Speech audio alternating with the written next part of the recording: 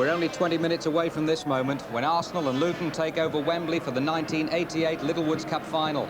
The moment adrenaline overrides the butterflies and apprehension, the mind a blur of emotional trickery. Now, where are the wife and kids? Block F, row 98? I'll wave anyway.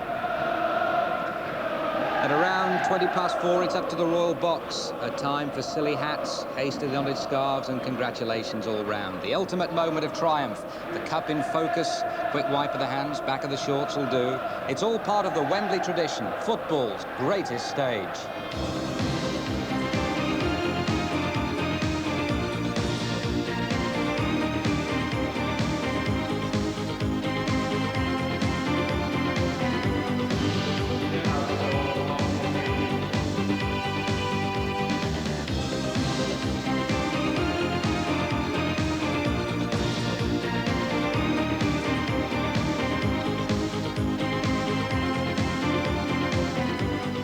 Yes, hello from Wembley for the Football League's annual showpiece in its centenary year. The tournament, always known as the League Cup before the introduction of sponsorship, hence the changing size and shape of the silverware.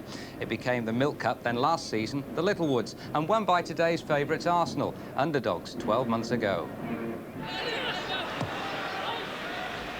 Rush coming short, and Mulby had spotted McMahon, but Arsenal hadn't spotted him. Rush is up with Steve McMahon. Here's Rush.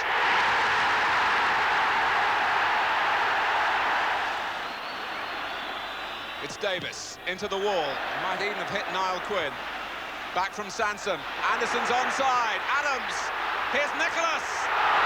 From the post. Nicholas again. It's his goal. Here's Sansom. Groves still fresh, of course. And away from Gillespie. Possibilities here for Arsenal. And for Nicholas. 2-1, and the first Littlewoods Cup goes to Arsenal. Kenny Sansom, last year you were up there lifting the cup. A rather awkward year for you since then, perhaps with the club, but what are your expectations this time round? Hopefully it's the same result. I think we hope we don't let these fans down. I mean, they're as good as they was last year. Fantastic atmosphere, and I don't care who lifts the cup as long as Arsenal win it.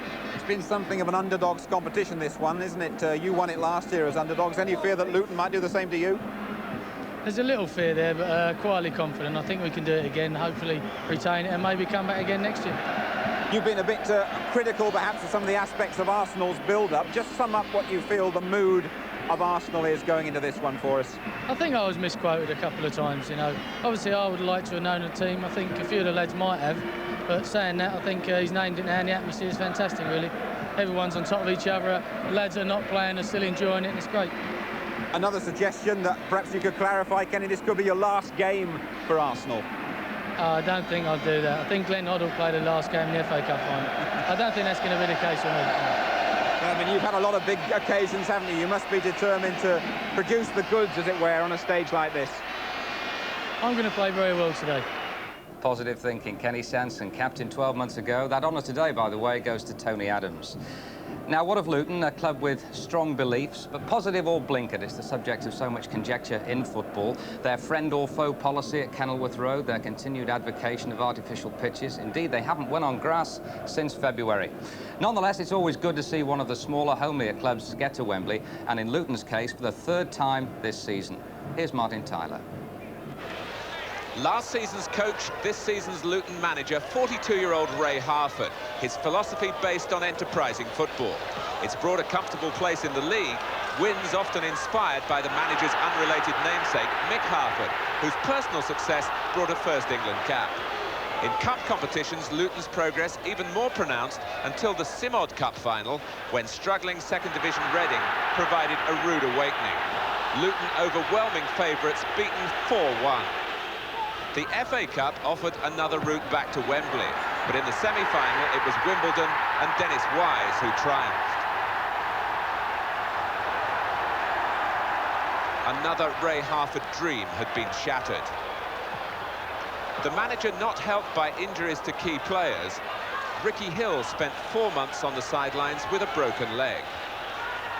Goalkeeper Les Seeley's considerable influence was lost only days before that FA Cup semi-final. And last weekend, Mal Donaghy carried off back at Wembley during another defeat in the league's centenary celebrations. It's been a demoralising time for Luton when so much seemed possible. But on Tuesday, at last an upswing. Steve Foster's winner against Queen's Park Rangers. It will have restored some of that lost confidence.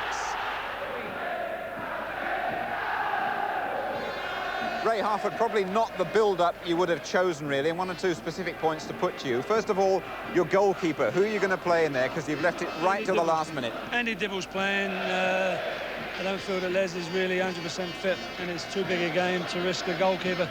If it was an outfield player, it might be worth the risk, but with a goalkeeper, it's a one-off position. And you lost Darren McDonough late in the week. How big a blow was that to you? Very big. He's done a terrific job for us. He's scored 6 goals from midfield, and he's a Michael Thomas type player. And I would think that Arsenal would miss him. So we, at the moment, we've had to play him without him. Stories in the morning papers today that Mark Steen walked out of the camp. Can you just tell us the truth about that? No, there was a reaction from Mark when he was told he wasn't playing. And that's as much as I really want to say. Is he among the substitutes today? He's a sub today. Right. Now, with all these things going on at the back of your mind, people are probably saying you're the underdogs, you've had all these problems, you've got no chance today. I feel we've got the best chance. I feel in my mind, we're favourites. Only because of the experience. We've got a team of experienced players and quality players. The only inexperienced player probably is Kingsley. That's Kingsley back, a big day for him. Yes, very big. Hope he proves it. Now, Kingsley, your manager Ray Harford has just underlined what a big day it is for you. How are you feeling right at this moment? I'm feeling very nervous at the moment, but hopefully as soon as the game gets underway, I'll be able to calm down and do my best. Do you always get a little bit wound up, a bit tense before matches? Yes, I always do, but especially so today. I mean, I didn't have a good night's sleep last night, and I'm feeling a bit nervy. You're a Luton boy through and through. Just spell it out for us what the whole day and the occasion means for the town. Well, it's such a big day for the town. Since 1959, it's the biggest day, and hopefully we can get a victory to do the best for all the people that have come and watched us. You're the underdogs here. There's been a bit of disruption in the camp before the kick-off. What do you make of the preparation for this game from Luton's point of view?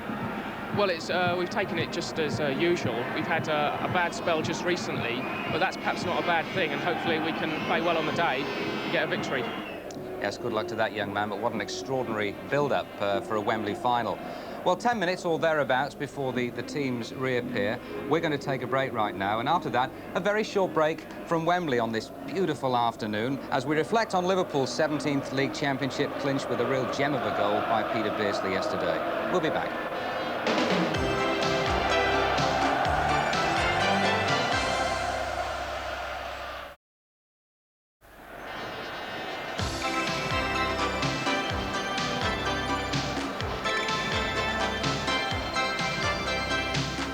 And welcome back to Wembley. Well, as it's transpired, 2 of football's 3 majors to be decided within the space of 24 hours, a rare occurrence. The League's Cup today, the League's Championship yesterday. The old centenary committee couldn't have planned it better. Well, at Anfield, Liverpool needed just a point to confirm what we've all known for 6 months. Spurs, the fall guys, the commentator, Martin Tyler. Out, space for Beardsley. 3 Liverpool players in the middle, if Beardsley needs them. He doesn't! A supreme goal!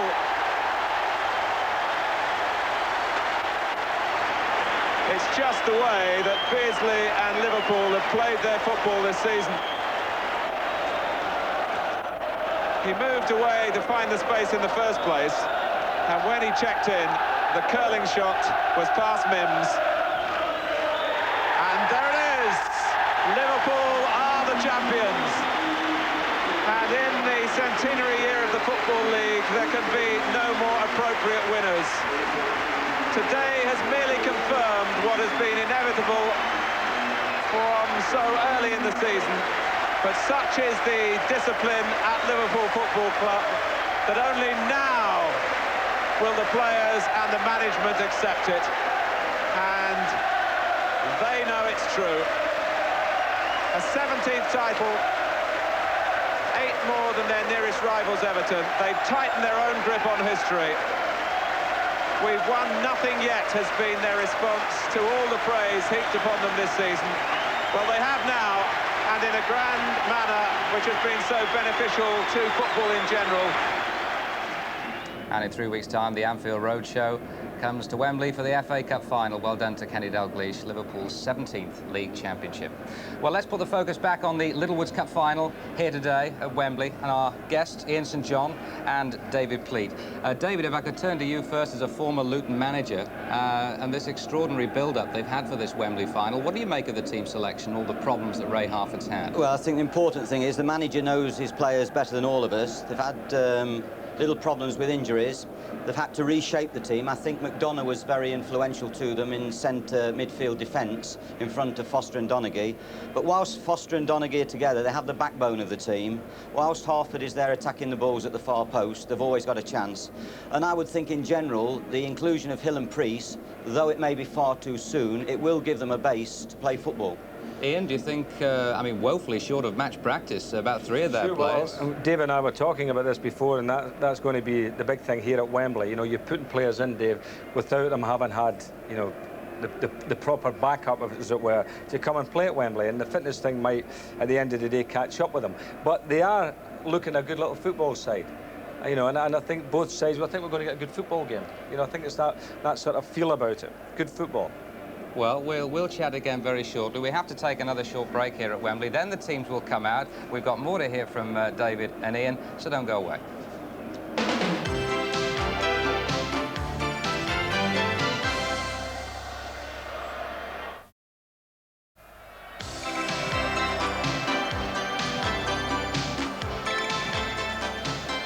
Wembley resplendent on a warm, sunny afternoon, and the teams are about to enter the arena. David Pleat, proud moment for the managers, this, isn't it? Yeah, very proud moment, but I think it almost passes you by. Your euphoria of it all almost takes you over, and you walk out there, you're almost in a daze, and then when you're sitting on that bench 20 yards away, you can do so very little to affect the whole thing. But it's a fantastic moment and very proud moment. How do you feel as a player, Ian? Well, it's a great moment as a player as well, but I would think the managers, it's nice. I'm looking at Ray Harford there because it's Ray's first trip out leading a team. And it's marvellous for him, Dave, isn't it? Yeah, it's wonderful. I mean, he's worked hard with the players. They're good footballing players. They've got good techniques. They're good and skillful. And he's introduced certain methods into their play. I'm sure he won't be worried by having to change the team. I think they could find some strength from adversity today. They've had to make these changes. And I think that Ray will be saying to them, you've got nothing to lose. You've got everything to gain.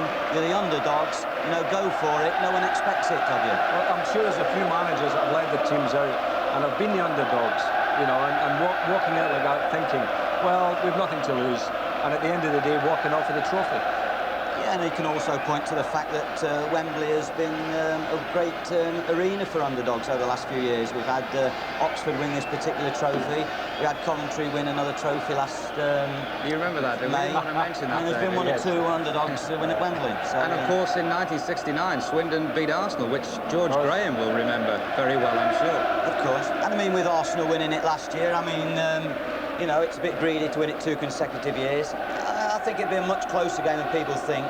But I've got a feeling Luton might need the first goal to sustain them and give them the confidence to go and express themselves. Yeah. I must say I agree with you. I think that Arsenal probably will have a little bit too much for them. But as we keep saying this about the underdog theme, that's there today. And I think, you know, people watching at home will be looking for the underdogs looking to win this one. Yeah, I mean, Arsenal are amongst a very well-run, thorough club, the elitist clubs, the 6 or 7 elitist. Luton are in that second bracket. They've done marvellous things.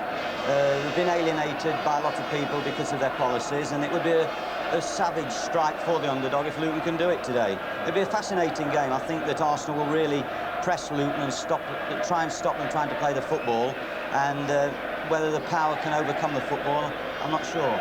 Ian, just one quick word about Luton. People have said that maybe they haven't got the temperament for the big occasion. Their Simo Cup experience here a few weeks ago, 3 recent FA Cup semi-finals when they didn't do themselves justice on the day. Well, I would say this, that I'm sure Ray Harford has said to them, look, the Simo Cup, we have got to learn from that. I mean, it was a dreadful result, really, for them, wasn't it? But if they've learned from that, they can come out today and probably, you know, they've got to play better, that's for sure. You know, they can't play any worse than they did on that occasion. And I think you learn lessons from your mistakes in the game. Would you agree with them? Yeah, I think it's another game, it's another day. I think cup finals aren't for sentimentalists or bookmakers. You know, the ball's going to roll, you know, in a few minutes, and then it's the luck of the draw on the day. Who knows? David, thanks very much indeed. Ian and I can relax now. David is now going to move over to the commentary position with Brian Moore. And it's good afternoon to you, Brian. Good afternoon to you, Elton, and to everybody. Our guest of honour today, Lady Grantchester, a director of the Littlewoods organisation, meeting first the Arsenal players. Kenny Sanson in the background there, of course, who lifted the trophy here last season when Arsenal beat Liverpool. The Arsenal captain today, Tony Adams. And at 21, I figure he must be amongst the youngest, if not the youngest ever, Wembley captain. Terry Groves with the red hair in the background there. And George Graham, who won a major trophy, this one, on a similarly sunny day last season. His first season as Arsenal manager. And now Luton Town.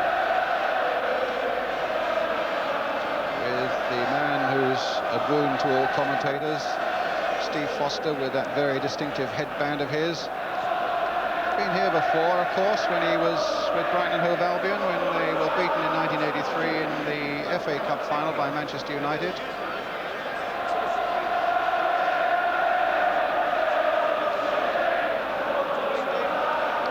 The Luton side, which I must say has played some tremendous football this season.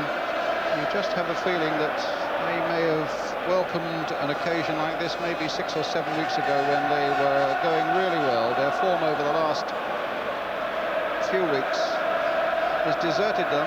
Ray Harford, big, open, honest manager, and Joe Worrell from Warrington, the referee, whose reputation is always as a referee who allows the game to flow, which is a good indication. And his two linesmen today, John Morley from Barnsley and Mike Taylor from St Albans. And Ray Lewis, you can see in the centre there, is the reserve official.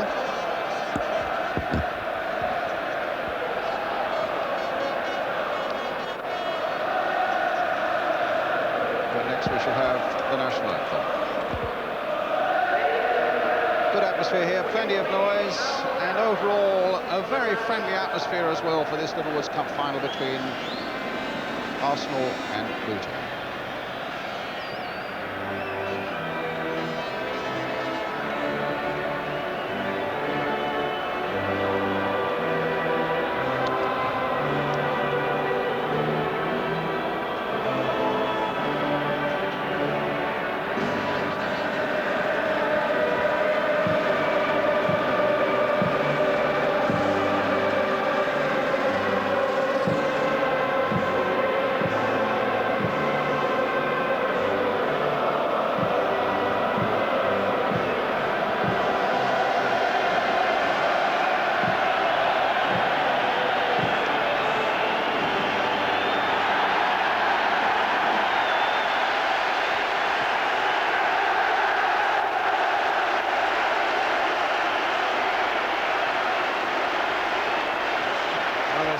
As we look at the two teams now, starting with Arsenal, John Lukic in goal, a back four that's missing the injured David O'Leary, such a big influence for them, of course. 22-year-old Gus Caesar takes his place.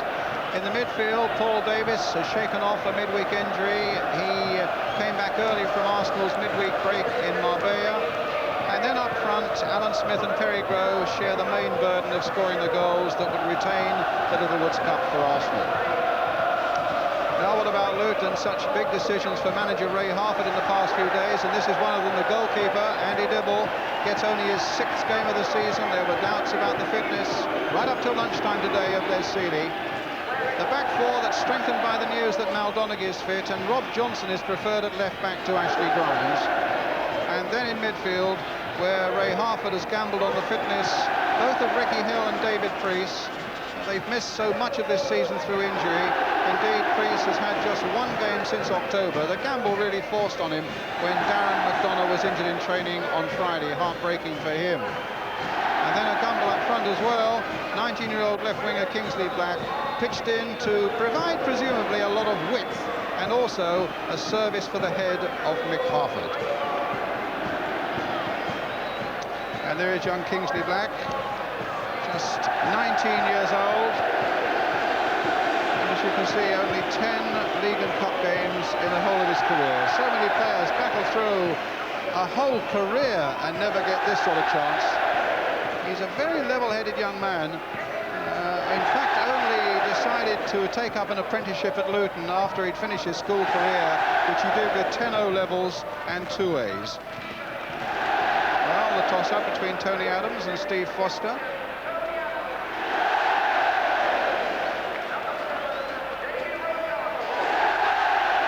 Joe Worrell from Warrington.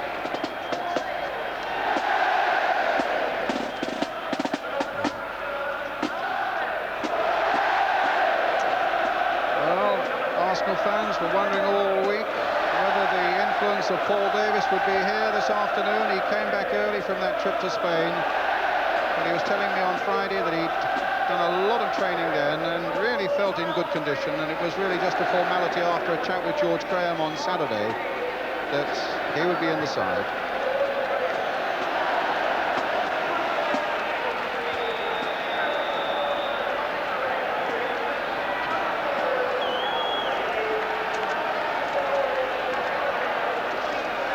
People like big goalkeepers, they've got him here today.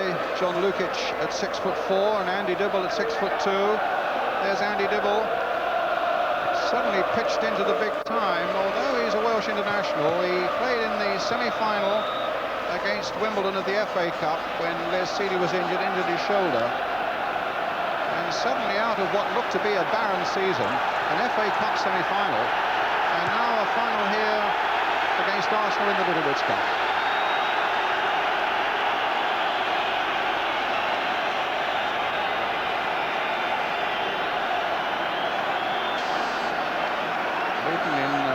Shirts, Arsenal in their traditional red shirts with the white sleeves.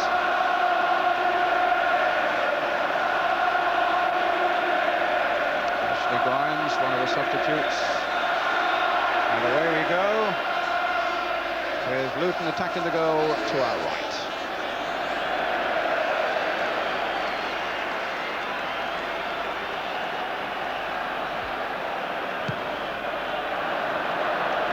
Both sides struggling a little bit for form lately. Luton with just 1 win in their last 5. Arsenal, the holders, with only 2 wins in their last 9. There's Harford's head. Here's Ricky Hill and Tim Breaker.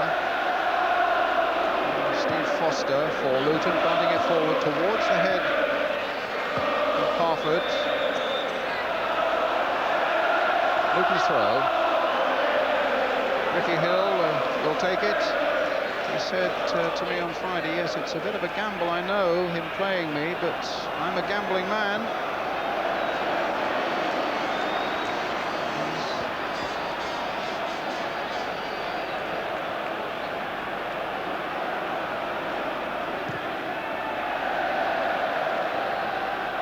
Terry Groves versus Mal Donaghy. Rocastle. Priest unable to get a hold of it. Johnson just tucking it forward. But now Nigel Winterburn came off. Kingsley Black for the Arsenal throw. Winterburn taking it. In goes Donaghy first. Thomas. Bob Johnson. Winterburn. Thomas. Trying to get it through to Perry Groves. Donaghy gets it forward to Harford. The little touch by him for Hill, but Tony Adams was onto him quickly. Foster and Sansom to the Arsenal skipper Davis. Rocastle, Caesar. Lift it forward there for Alan Smith. Groves. And Dibble will be grateful for the first touch. Had a very nervous famous opening, did Dibble, in that FA semi-final against Wimbledon, but brought off some great saves in the first half. After that, Sanson. Davis. Arsenal moving with a lot of comfort and composure at the moment. Danny Wilson.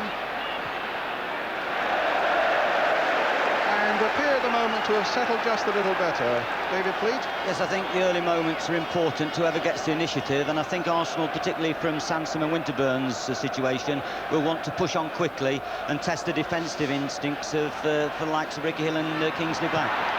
There's a good shot by Smith, and well held by Andy Dibble, the man bought from Cardiff City. Smith.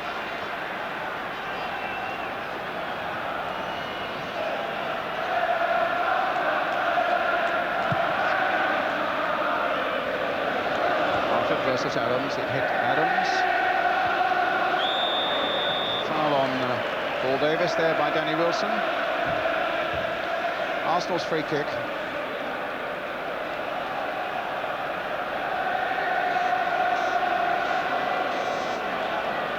Gus Caesar. Just a little bit of question mark about Gus Caesar. I think probably because O'Leary's form over the years has been so good for Arsenal. People suggesting that Harford might get some profit from Gus Caesar this afternoon. Rocastle. Good little ball played in there by Rocastle for Groves. Davis, some space here for Sanson. Arsenal continuing to press in these opening minutes. Sanson again. Wilson. Breaker. Priest.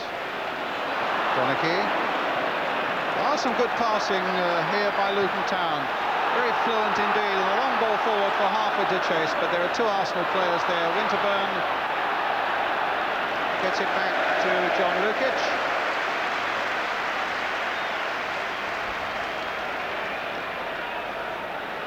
Five minutes gone if you've just joined us. No score yet in this Littlewoods Cup final between Arsenal and Luton. Breaker's header. Brian Steen. Priest. Harford. Pulling back a little deeper. Steen. Priest again. Hill. Delightful stuff here by Luton. Some nice one-time, first-time passing. Hill. Wilson. But coming to nothing. At the moment, there's a wind, certainly in Arsenal's favour. Downwind. And it's important for Luton to get the ball on the deck and play early passing against this wind, and that's what they've just done splendidly. So it's an Arsenal throw.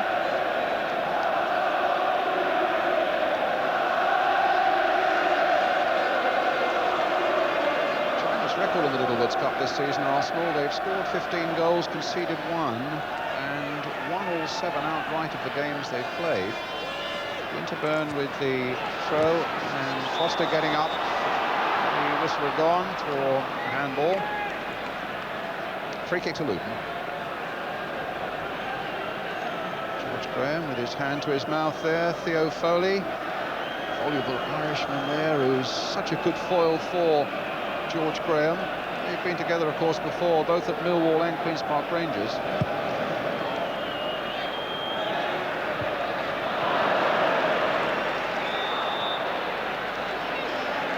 Another free kick to Arsenal.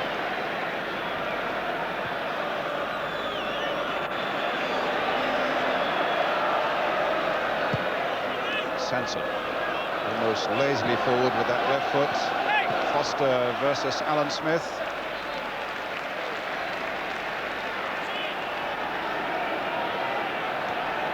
I think Arsenal use the long throw to try and get an advantage this afternoon. Both fullbacks, Sansom and Winterburn, throw right into the box, and they'll try and use the height of Adams. Well, to that effect, Adams is on the edge of the Luton box right now. And there he is jumping for it, but Foster had spotted that. Priest.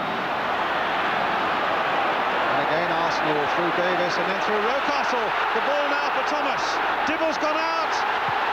Cross comes in, and Rob Johnson, as cool as you like. The first real scare, that one for Luton. And once Dibble had failed to get that ball, they could have been in the most serious trouble. A delightful ball played by Rocastle. There goes Dibble. Michael Thomas there looking up, but look at the coolness there of Rob Johnson.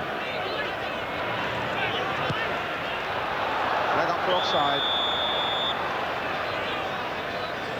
Ray Harford was saying that David Rocastle is the man that he's most nervous of. Such a talented player on the right side of the midfield. He put Rob Johnson in as the left-back rather than Ashley Grimes, a better marker and tackler, he thought. And Johnson showed commendable coolness there, but he was beaten by Rocastle there. But Kingsley Black doing a good job covering up for Luton.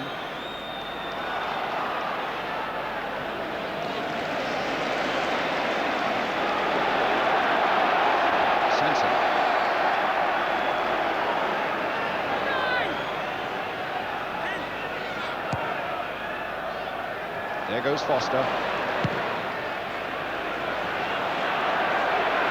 Donachie and Foster. There are fewer better central defending combinations in the First Division than Donachie and Foster. Foster is also the player coach, as well as the captain.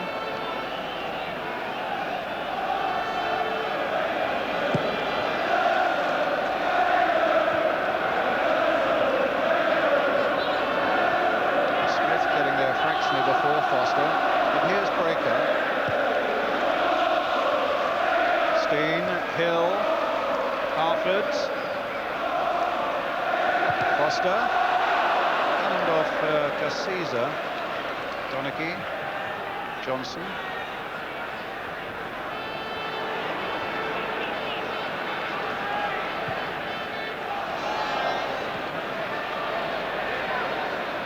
Sanson. Adams.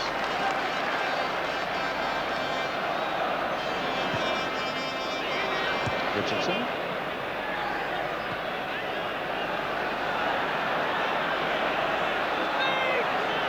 Tony Adams again. Ball on there, straight to Danny Wilson. Davis got him out of the spot. Richardson. Groves. That's a foul. I don't think Foster will like to get drawn too much to the flanks this afternoon. He'd like to be in the centre where that old headband of his. He's had it the same one for 5 years, you know, Brian. It's a bit of a secret. There's a magnet in it. Well, he might need it now because Richardson will hoist one high towards Smith and Adams up there. Jones is in there too. And Harford right back to help out. It's a good header there by the big forward. Danny Wilson finding Brian Steen, who's not really had a run at the ball, and now Kingsley Black coming into the game on this side of the field, finding Steen. Richardson after him, and the flag was up, whether for a free kick for the foul or whether it's a throw. Thought for a while we were going to have two brothers here on the Luton side. Brian Steen here, the elder of the two. 30, his 22-year-old brother Mark is one of the subs. Right, Tim Breaker then with the long free kick. Lukic, well, he was beaten in the air, and there was an infringement. Just so you know, it doesn't look as though there was an infringement. No, a goal kick.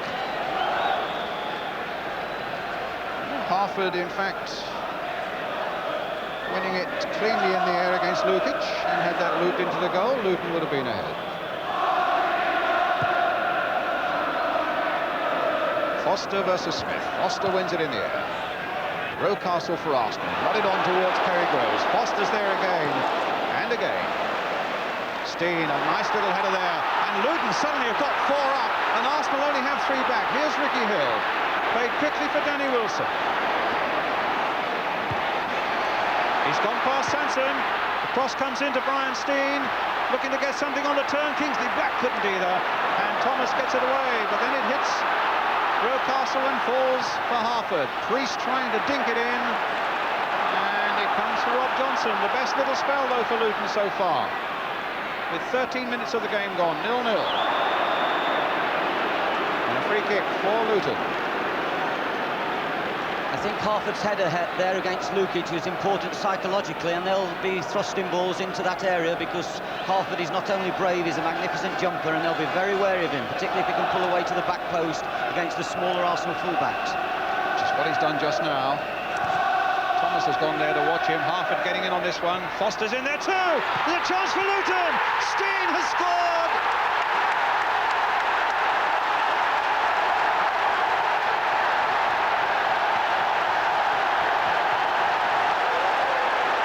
Well, the underdogs with 13 and a half minutes gone, and Brian Steen with his 17th of the season. By Priest. Foster was in there, important touch by him, and suddenly he's a good finisher, Brian Steen, and proved it there again at Wembley to put Luton ahead. Because it was Harper that forced the issue. There's three men jumping with him, and then Foster's nicked it through, and maybe Caesar was looking for the offside decision.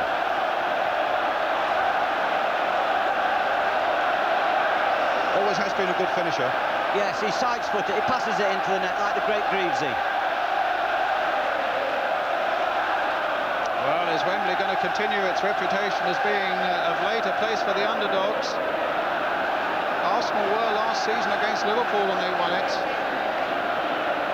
Coventry were against Spurs in the FA Cup and they won it. And certainly little second division Reading were in the Simod Cup here against Luton and they won it. Now Luton are ahead, but for how long? Thomas is offside.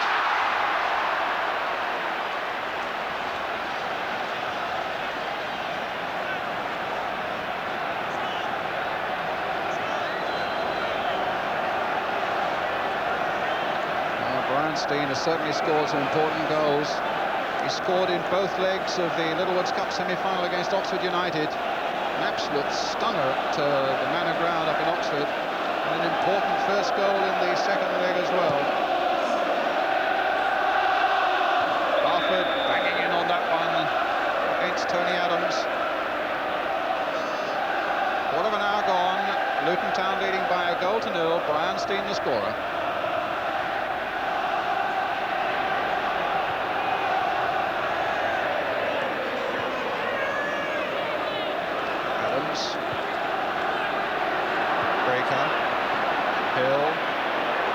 Shaken off it quite easily there by Groves. Breaker again. Up goes Adams, beating Steen in the air. Paul Davis trying to get the ball through for Rocastle, and Dibble there, right on the edge of his box. They'll have to be awfully alert, Dibble, because Luton are playing a tight back line there, and Arsenal will try and nick the balls over the top, and he's got to be really bright on the edge of his box. Arsenal's ball.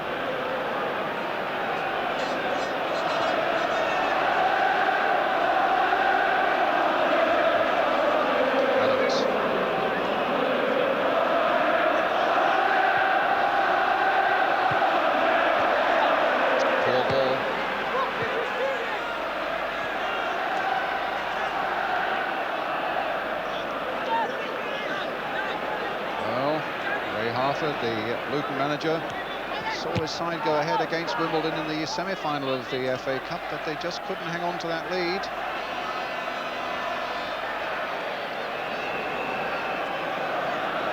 Let's see what they can do today.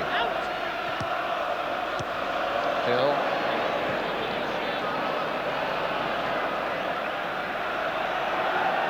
Steen took a bit of a knock there and is hobbling just at the moment.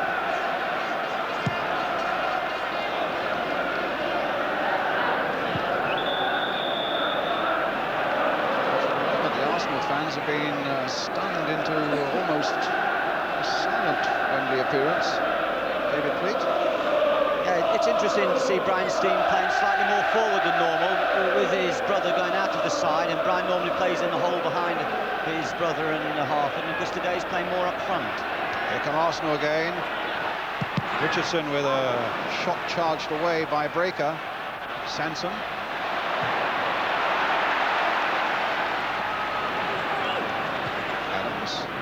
Davis.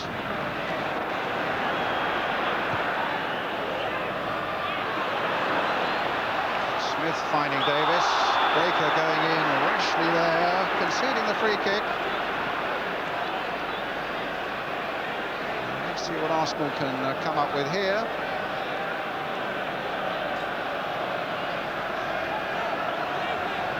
Newcastle thought for a moment was going to be behind it, but it looks as though it'll be the responsibility of Paul Davis. A very similar position, Brian, to last year's goal against Liverpool.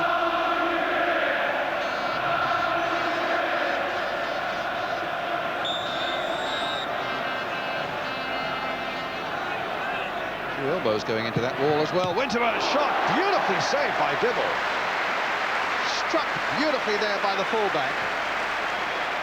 He's only ever scored one goal for Arsenal. Mind you, that was an important one. The winner in the quarter-final of this competition against Sheffield Wednesday, but he hit that with tremendous power. And that'll do Andy Dibble's confidence a bit of good, too.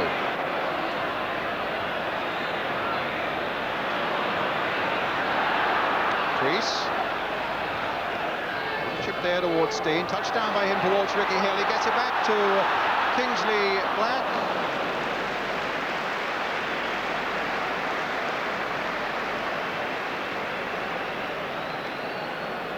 Hill's breaking forward very well, and he's influential in the early stages of the game. How long his legs will last, it'll be interesting to see, but they desperately needed that early goal to give them the confidence, particularly with players such as Priest and Ricky Hill and Kingsley Black not having played any first-team football recently.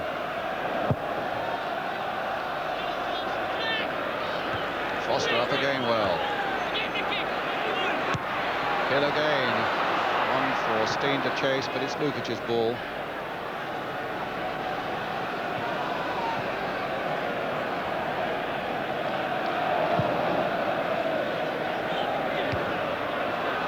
For Smith, looked like a handball, play on, it was accidental, said the referee. Sanson playing it early, Danny Wilson getting it away.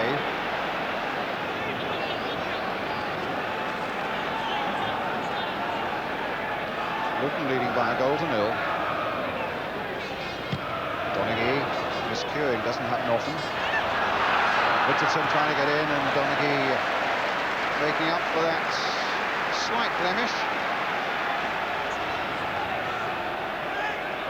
In that long Arsenal throw, because Adams has gone forward. Well, there you are, we've improved wrong again, but Tony Adams is up there.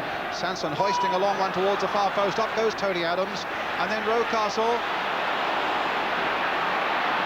Steen trying to work it away, then gets tripped, and Luton get a free kick.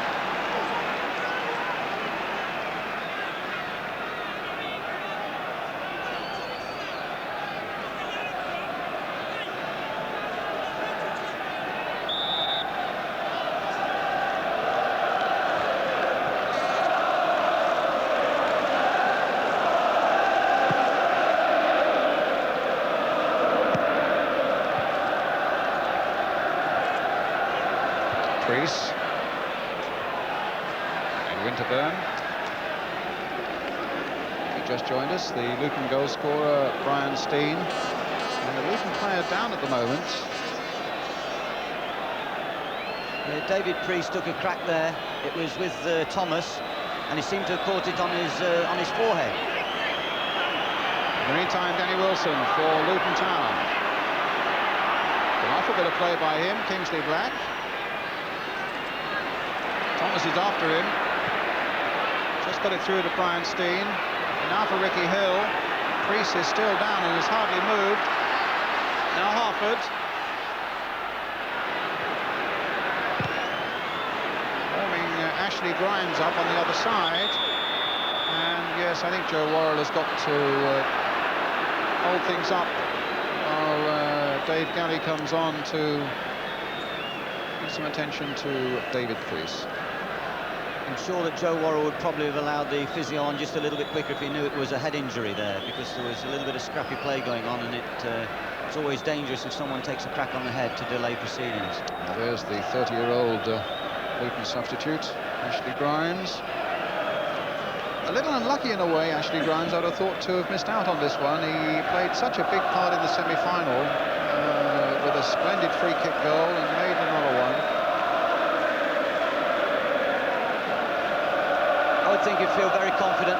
crack today, Brian. I think that if Luton can sustain the win, towards the end they're going to have to pack the forces, and Ashley's new legs would be invaluable.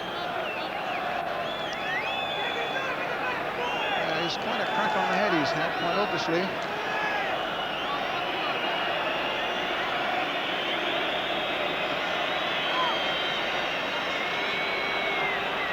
And seems okay.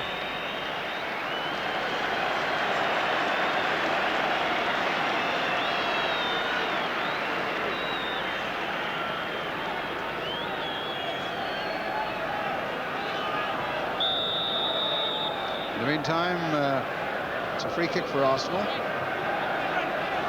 which Gus Caesar will take. Hit high towards Dibble. Thought for one moment he'd come a little bit too far underneath it. Need to backpedal under pressure from Terry Groves.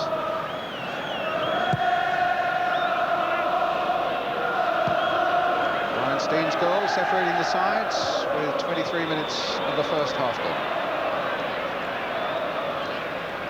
Brian Steen, I'm told, very often has a little gamble on score of the first goal, and normally bets on himself. I think the figures were something like 8-1 for the first goal scorer, so he might well have picked up an extra little bonus today.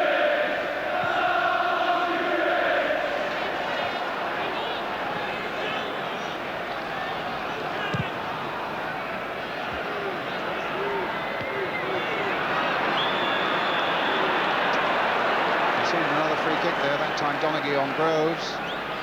Free kick to Arsenal. There's certainly been no one trying harder than Brian Steen. Brian, he's played in on 2 losing 6 rounds, 2 losing semis, and so it would be great for him, and he's in his testimonial year this year. Rocastle's cross. Breaker bringing it away. Healthy thump forward towards Harford, but met by the head of Tony Adams.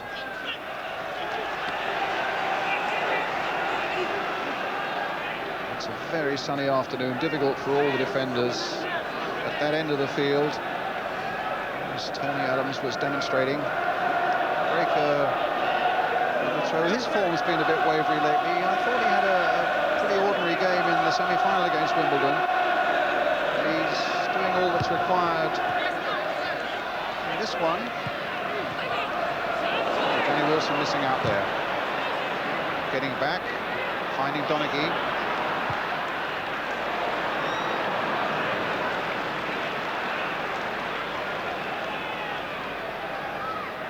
Arsenal are still to settle into any real rhythm. They're trying to force the issue, but they haven't really got the passing going yet, and that'll concern George. 25 minutes gone. Donaghy. This is Groves. That's an extraordinary ball. Played it straight to Black.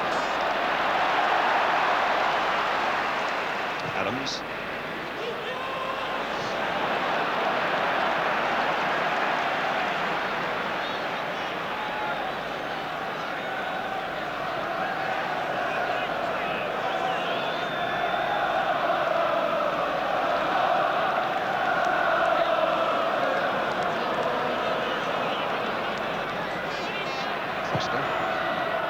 Towards Harford. Harford won that in the air above Adams, but Hill couldn't profit from it, and it's an Arsenal throw.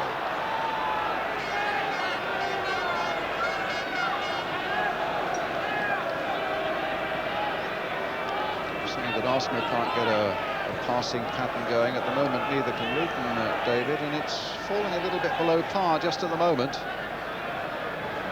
Except with Luton, the underdogs, leading by a goal to nil, it remains an afternoon full of great possibilities.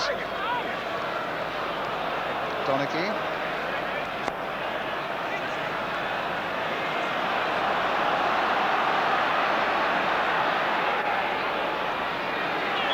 Steen. And a foul by Gus Caesar.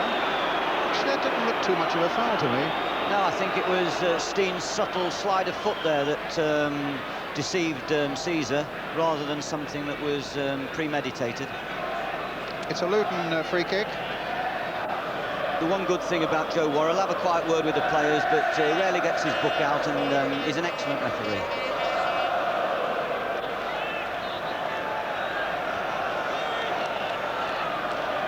Priest behind this one.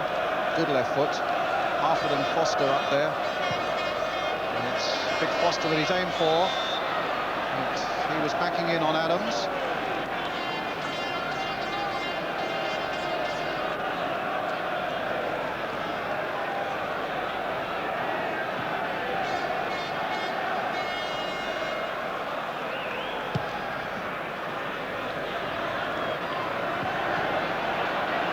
Foster beating Groves. Thomas. Now Kevin Richardson. And the corner given to Arsenal. The very first corner of the game. Paul Davis will take it for Arsenal. Again, Gus Caesar forward and Tony Adams. Harford's come back almost onto the goal line to mark Adams. Very much of a view for Andy Dibble. Davis curls this one in. There's the big goalkeeper.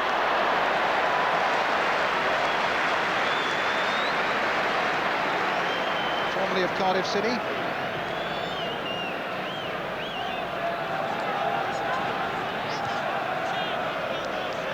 Luton did very well at that corner. They left Kingsley Black and Mark Steen up, which forced another Arsenal defender to sit.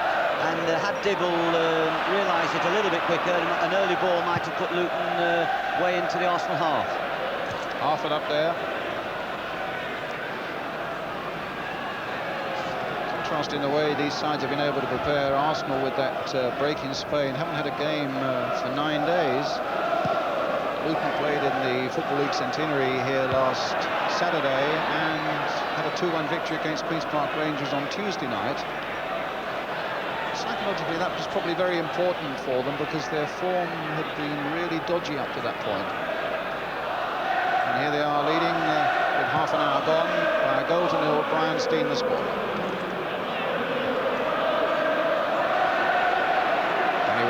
Danny Wilson. Winterburn. Groves is after it. Johnson gets it back. A walking miracle, Rob Johnson, as you well know, of course, David, as a former Luton manager with the most terrible knee injuries. They virtually had to rebuild one of his knees, is that right? Yeah, but his character has overridden all his problems, and he's a tremendous little defender. That summed him up there. You know, he saw Merson's break, Groves' break, and he was very quick on the cover. Good attitude, first-class professional, solid as a rock.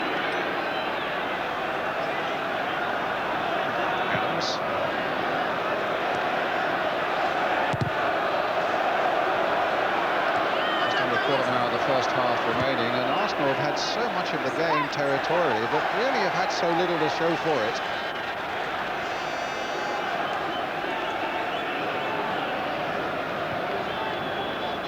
Heads have been almost permanently screwed to the left, watching the action, not so much to the right. And here we go again as Adams. There's Rocastle.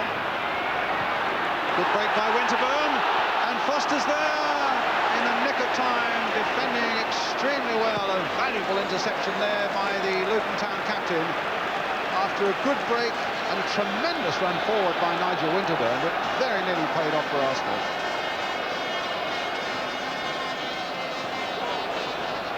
Goal kick.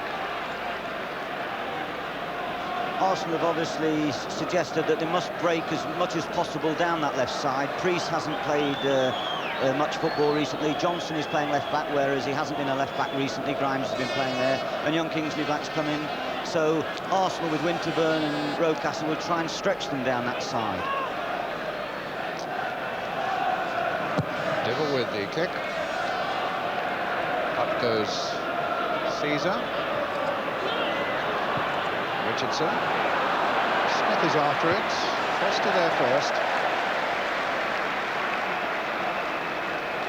500 League and Cup games, but not really very good Wembley memories. He was here with Brighton when they were beaten 4 by Manchester United. He was here with Luton just a few weeks back when they were beaten 4 by Reading, but his side are leading a goal to 0 at the moment. And here's Season. You get the impression that people like Foster and Donachie are going to be the real cornerstone of anything that happens for Luton this afternoon. Arsenal continue to press as this cross comes in, and Dibble was positive because Foster held back for a moment, and that could have been a very dangerous cross indeed. But Dibble's done everything that's been asked of him so far. In for the injured Les Seeley. And he got that little pat on the head there from Foster as he got up. Old headband, they'll look after him.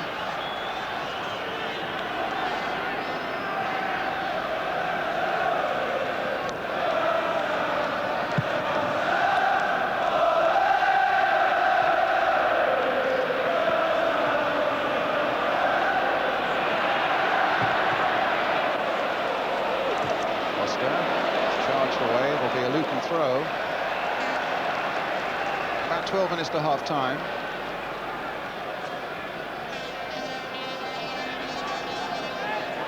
Rob Johnson.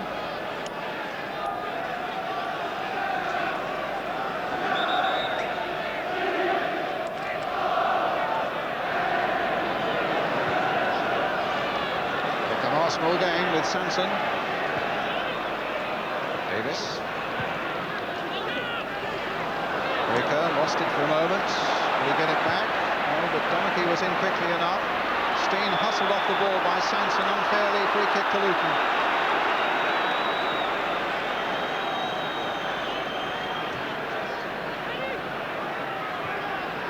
Donachie just opening it through there, inviting Breaker to make his run. Put through there by Steen. Here's Wilson. Roll back to Hill. Wilson. Hill on the floor, still getting it to Breaker. Wilson again. A claim handball. It was accidental play on, said the referee. Foster will get it back. Oh, is there going to be any room to spare? Dibble had to make emergency action. His concentration went just for a moment there, Foster. There was a lazy back pass. He's put Arsenal in possession here now. Donachie whacking it away.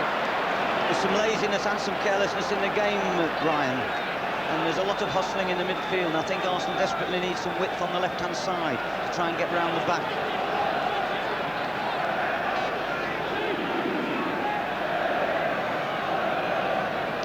Sanson's throw to Alan Smith. Finds Tony Adams with it. Little flick by him to Richardson. And now for Michael Thomas. Breaker is in, the corner's given. Harford goes back to help out with the defending.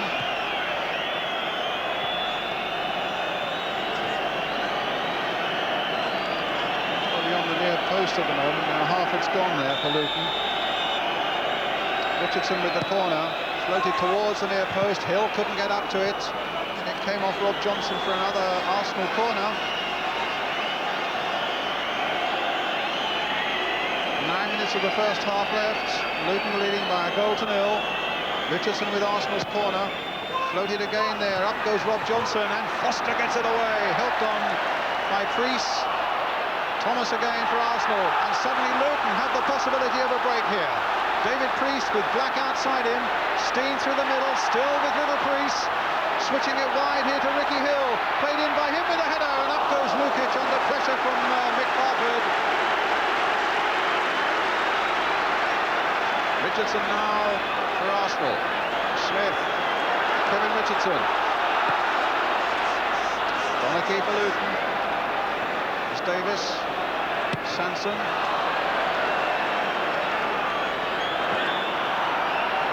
A push by Thomas on Wilson, and a free kick to Luton.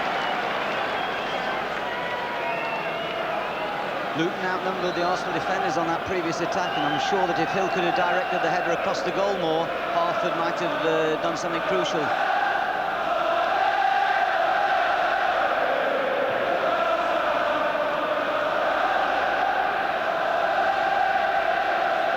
Rocastle, Thomas, Caesar.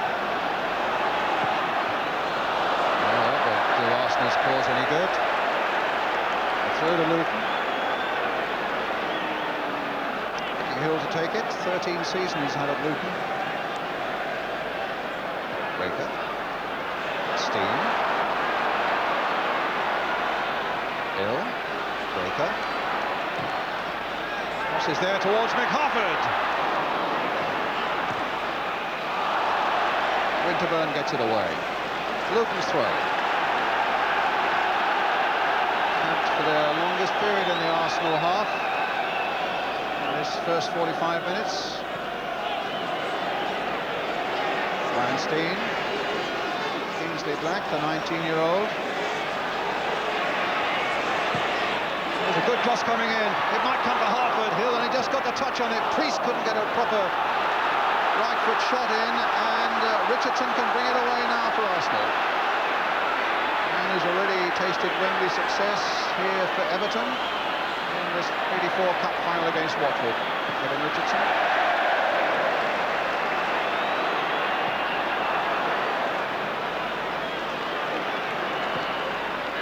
He was down for a moment, up and limping, but he's all right again now, I think. And a free kick given against Breaker for the foul on Arsenal's Perry Groves. With 6 minutes of the first half left.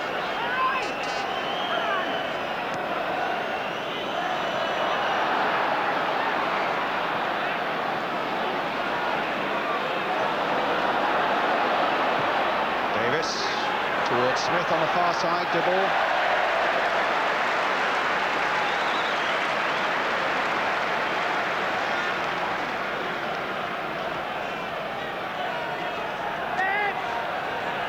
That was the first time that Kingsley Black had an opportunity to get a decisive cross in, and I'm sure Luton will regret a shade that they haven't been able to feed him enough of the ball, because he is talented on the ball. He can deceive people and get those vital crosses in, which Harford would thrive on. And Harford himself, I think, says that he loves it when Black is in the side, because he does provide just that surface.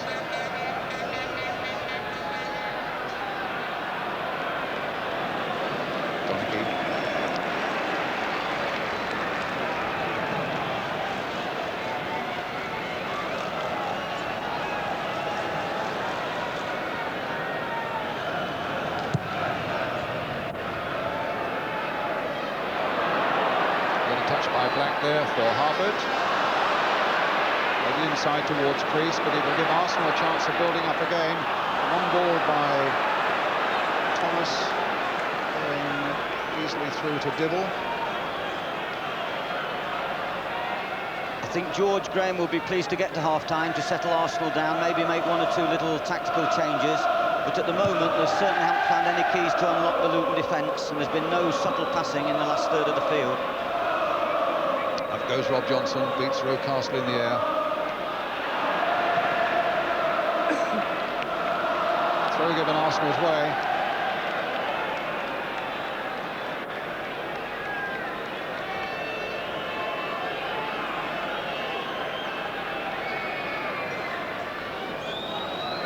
Rocastle. Thomas.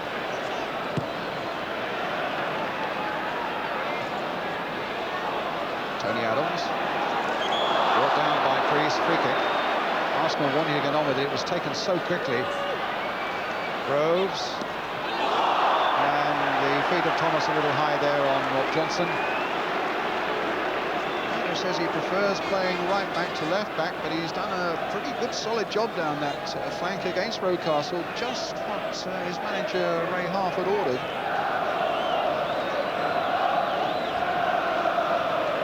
I think right-footed sometimes, Brian, at left-back cover better, and I think we've got the same situation with Arsenal, with a strange situation of Winterburn on the right-back position with the left foot. I think only Chettle of Nottingham Forest probably plays with the left foot at right-back, so to speak, in the First Division. And it's rather strange. But at the moment, the Luton back four have had no real problems. They've sat in there, they haven't ventured forward too much, and they've closed all the channels down for Arsenal to run into.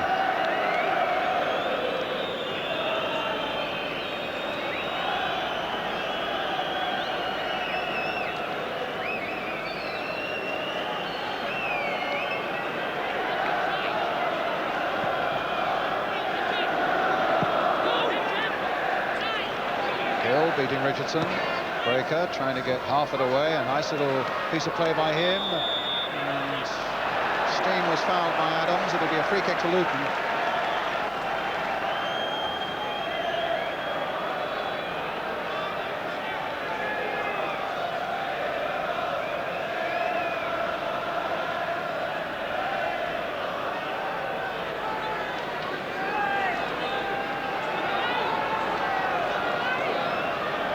Breaker, or is it Wilson? It's going to be Danny Wilson. Trying to hit Foster with it. 2 minutes to the interval now. Paul Davis could have been getting himself into trouble, but in the end releases a fine ball for Winterburn on the far side. But Donaghy there sticking close to Groves. Castle. Davis. There's space for Sanson. Flicked in there and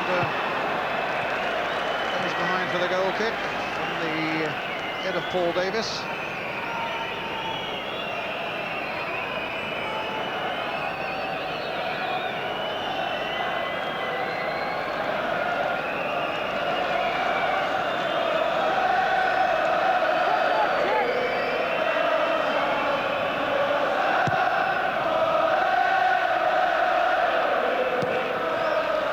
Very positive, getting through the challenge of Harford to get there for that one. Rob Johnson getting it away. Too high that time for Adams. Steen caught in the midriff by the boot of Caesar. And it'll be a free kick to Luton Town. Danny Wilson will take it. Such a responsibility on that number 7 when you consider that Priest and Hill in the midfield are desperately short of match fitness. At least you would imagine they were. But so much will depend upon Danny Wilson's lively character. Big player up through the lower divisions with clubs like Chesterfield. He had a spell with Nottingham Forest and then with Brighton.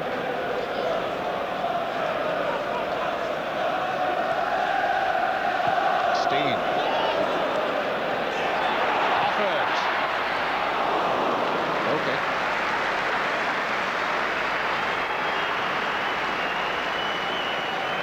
Into time added on for stoppages at the end of the first half. You're summing up of the first half, David Pleat? Well, I think Luton have done exceptionally well. They've taken the one chance that's come to them brilliantly. They look a threat when they do get balls into the box. I think that Foster and Donaghy have been the real pillar of strength for them. They've handled it capably. It's about partnerships. They've played together for a very long time now. They know each other's game, whereas Caesar and Adams slightly untried. Adams has had O'Leary as his guardian for some while now. And I think at the moment, as I say, Luton will be very much happier. Apart from the one goal, they will feel that Arsenal haven't contributed too much to breaking them down and making chances. Well, the last seconds of the first half now, we just had the injury to David Priest and Joe Worrell just adding on the best part of a minute for that now. Luton's free kick. Now Donaghy will take it. Towards Brian Steen. There goes the half-time whistle, and certainly so far after 45 minutes, all the gambles that Ray Harford, the Luton manager, has had to take over the last few days are paying off. Brian Steen's goal after 13 minutes is what separates the two sides, but certainly Hill and Priest have done enough in midfield. Young Kingsley Black has shown 1 or 2 moments down the flank, and Dibble has done well for Ray Harford here as the Luton Town goalkeeper. So far, so good then for the underdogs, but you fancy there's a lot more football left in this Littlewoods Cup final yet. In a moment, we'll get the views of Ian St John, but now we take a short break.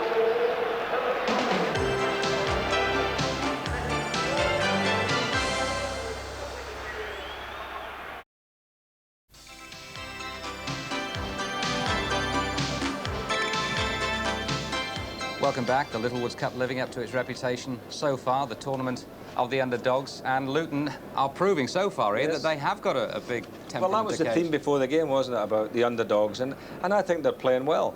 And we did say that there would be some nice football getting played, and there is, but I'm disappointed in Arsenal because I don't feel that they're playing anything at all. The passing's very, very ragged, which is not really them, and you know, they get no width in their attacks at all, and really and truly, you know, I think Luton deserve to be ahead.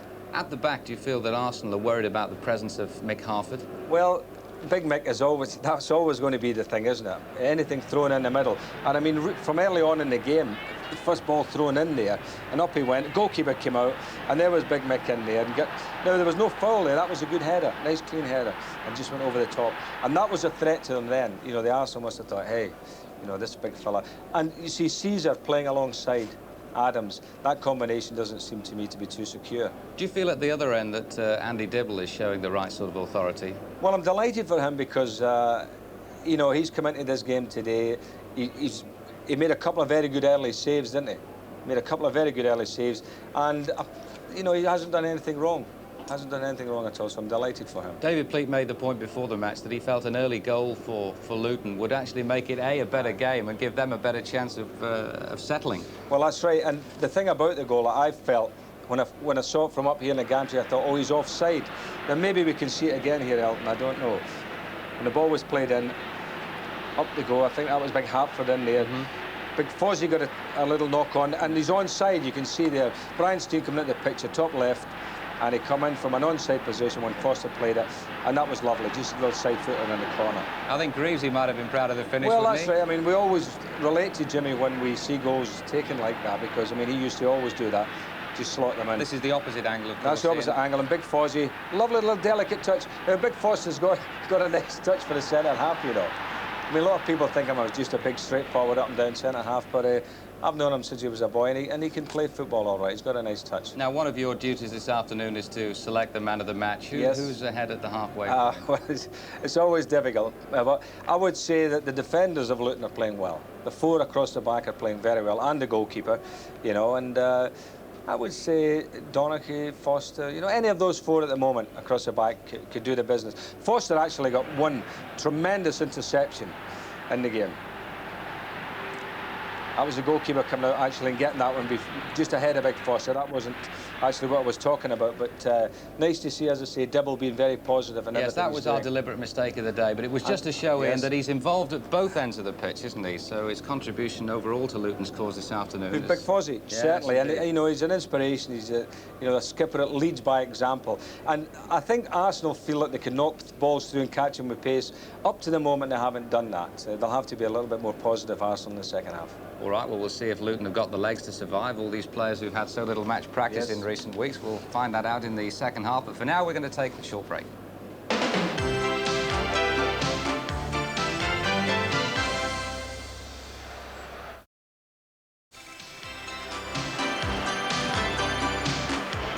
Welcome back. Two of the men there who didn't make it this afternoon. On the right, Graham Ripps of Arsenal and Darren McDonough of Luton with Jim Rosenthal. Darren, a pretty good first half from Luton's point of view. Yes, from Luton's point of view, it is a very good first half. We got the goal which we needed, like after about 10 minutes, I think it was. Settled down into our game, and I think we played quite well, actually. Graham, you must be disappointed that Arsenal haven't really put their game together, haven't really put Luton under any genuine pressure. Well, we've only had one shot, Nigel Winterburn, from the free kick. We're not getting enough crosses in of quality, you know, they're all from 30, 40 yards out. We've got to get behind them and get their defence turned. You sat in the odd Arsenal dressing room in your time. What will George Graham have been drumming home to them at half-time? Well, get at them and show them what you can really do. You know, that's a big thing. We haven't played how we can play. That's a disappointment to us. And Darren, what about from the Luton point of view, finally? What would Ray Harford's message have been in there to them, do you think? I think it'll be to keep playing a bit long to start with first 5 minutes, and then I think we should start playing our game again by knocking the ball around like we did 10 minutes in the first half. Thanks very much, gents. Let's rejoin Brian Moore. Thank you. Thank you, Jim. Here we go then. At the start of the second half, Luton leading this Littlewoods Cup final by 1-0. Arsenal about to kick off. They'll now, of course, be attacking a goal to our right. Brian Stein, the scorer for Luton after 13 minutes.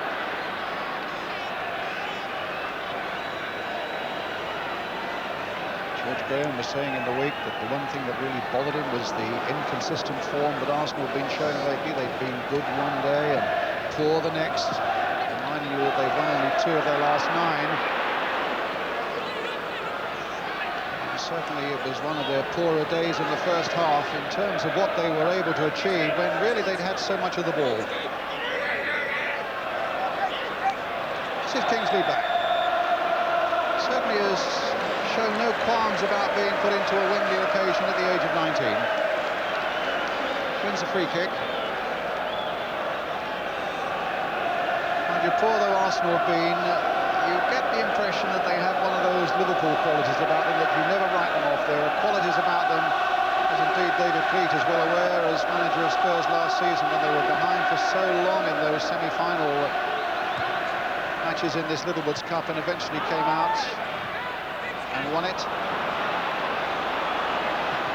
Rees, Davis, Rocastle, Thomas.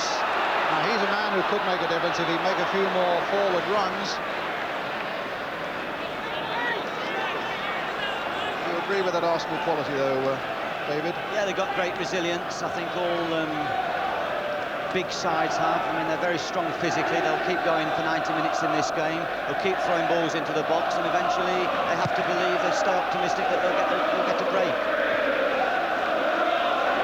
Winterburn. Donaghy showing first. Flag up for an offside against Mick Harford.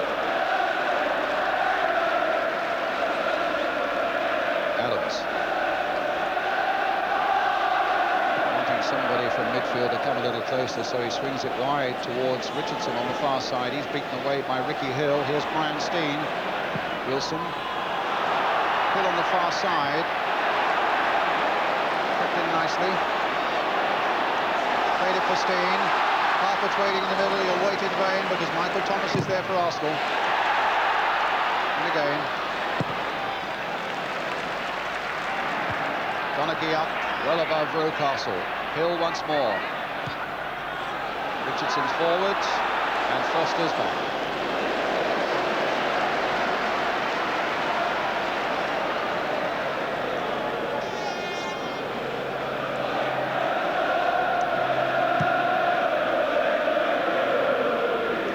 Over the head of Adams.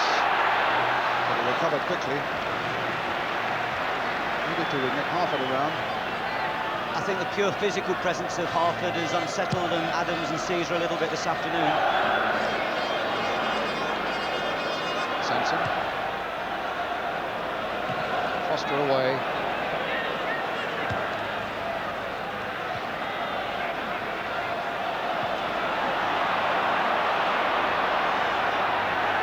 Wilson. Couldn't get Steen away. Gets another go though. Breaker. Harford chasing this time. Caesar's the only one back. Harford going on, and Winterburn gets it back to Lukic.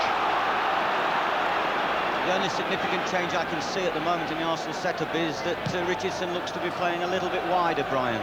But otherwise, so far, nothing else. Caesar trying to get Smith away.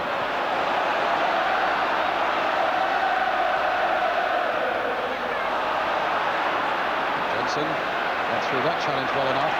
Found Priest. He's got Black outside him. He's got Ricky Hill, Brian Steen and Mick Harford forward. And here's Kingsley Black.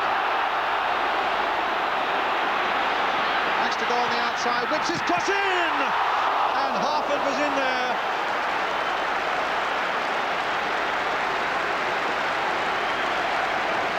Enjoys doing that. Whipping on the outside. An excellent crossover ball. Combines well with Mick Harford. And Harford just wide of the mark under pressure from Sanson. David Fleet? Yeah, Kingsley's not got explosive pace, but he's got this ability to manoeuvre an angle to get the cross in. And Harford thrives on those type of crosses. Caesar under pressure from Harford, and Harford's got away from him. Brian Steen's waiting in the middle. Can Harford get to that one? Crossed in by him. Brilliant piece of goalkeeping by Lukic from the header from Brian Steen, and Luton within a whisker of being two ahead. Tremendous piece of goalkeeping there by Lukic. That 6-foot frame of his stretched to the very last inch. And Luton win their first corner of the game. Fabulous piece of goalkeeping. Fantastic save and fantastic fantastic bit of attacking play, and I think that will lift the whole game. All right, here we go with a corner for Luton. Up goes Harford again. And Ricky Hill into the side netting. And Arsenal just for that moment back on their heels. And Luton looking diligently for the comfort of and the cushion of a second goal. But a tremendous piece of goalkeeping by big John Lukic. There's Priest. Winterburn. Sanson back. Brian Steen so close to his second goal.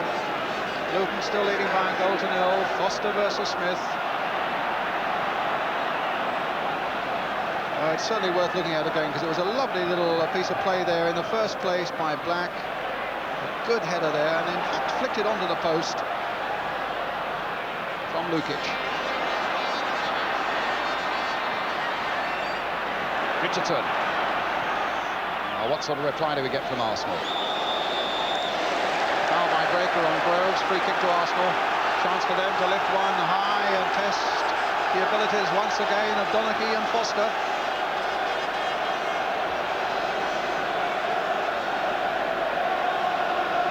Kevin Richardson with the free kick for Arsenal. Adams has gone forward as well. Well taken out of the air there by Dibble. So, in the space of a couple of minutes, both these huge goalkeepers using their height to very good effect. And right at the other end of the field there, Lukic, as you can see, 100% concentration. And he'll get there first, will he? No, he got there first, but he was trying a little dribble around Brian Steen. Luton's throw. A really lively start to the second half then, with 8 minutes of it gone, and Luton still leading by a goal to nil. Johnson with a header. There's Harford ducking in once more, but this time Caesar can measure up the pass forward. It's a long, hopeful one. Foster getting it back. Such experience. 30 years old, Steve Foster. So too is Mal Donaghy. Harford, I don't know whether he did get the header down, but uphill for Steen. Bringing Black into it again. This is where so much of the trouble can come from, but that time Winterburn kept him out. He looks up, he'll see Johnson, and here he is. Johnson's crossed this time, but this time it was Harford struggling to get his head with that one under pressure from Tony Adams. Goal kick. I don't think there's any question about it. Ray Harford has suggested that Kingsley Black must have a little bit of the ball to give him confidence. He likes working the ball, he needs the ball, and at the moment Luton's strength in this half has come down this flank with good early balls in. And all of a sudden Luton have the ascendancy in territorial play for the first time. Two managers in picture there. Danny Wilson takes it up again. Free kick.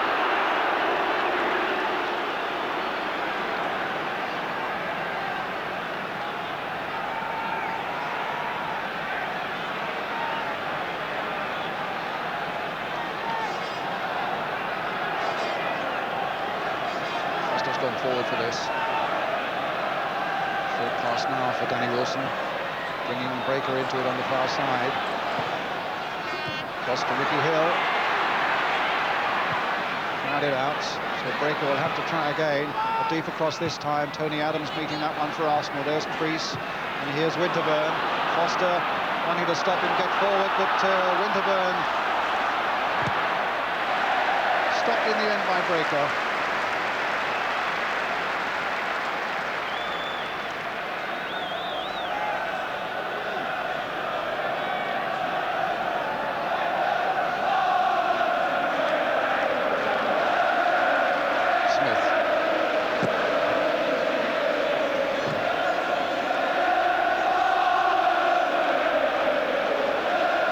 Season he's had an earlier spell of 19 games with only one goal in it, Alan Smith, and he's in fact only had one in the last 9 as well. Really started the season in a very free-scoring mood. formerly addressed the city, of course.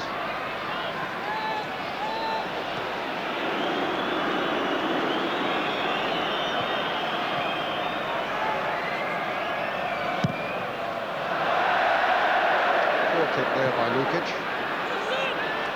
Oh! And Winterburn stumbles and Black goes on, played there. No, not a good ball. He tried to curl that into the path of Harford, but he showed too much of it to Lukic. And a lot of promising things for Luton are coming down this left flank now from 19-year-old Kingsley Black. Here he is again. Here he is again. This time persuading Johnson to make a little break for him. Now Priest.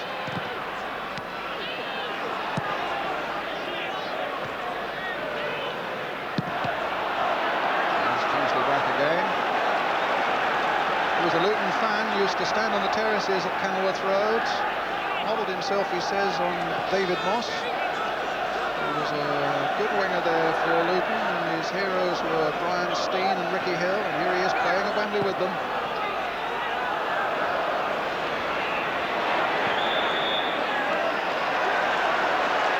Can't help feeling, Brian, that Arsenal might have to send on someone with a bit of thrust, maybe a Hayes to go wide and to try and get round the outside, because at the moment Rocastle's being forced in the inside to defend against Luton's better touch play, and Richardson also is now come in field.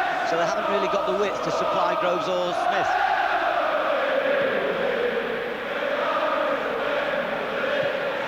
Sanson getting in there, but Ricky Hill got there first. Here's Sanson. Rocastle.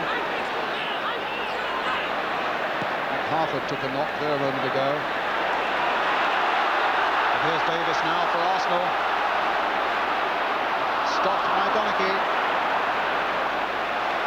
And a nice little bit of play there involving Ricky Hill and Danny Wilson, finding Black. Foul on him by Sanson, or rather Priest. Foul on him by Sanson. I think Ricky Hill so far has been magnificent. He hasn't had a lot of match play, but he's playing the ball with maximum efficiency. He's just touching it off to other people. He's not wasting any energy running with the ball and making it difficult for himself. And he's making Luton play the early stuff in midfield, and it's good to see. I mentioned a moment ago that Mick Harford had taken a knock, and in fact it's he who's getting treatment now. Yeah, Ricky Hill, he's had one Wembley appearance here when he played for England back in 1982 against West Germany. Well, there's Martin Hayes. The feeling is that David Pleat feels at any rate that he might well be on very shortly. A man, in fact, who was their top scorer last season with 24 goals, 12 of those from the penalty spot. And young Mark Steen warming up, the 22-year-old brother of the man who scored the only goal so far.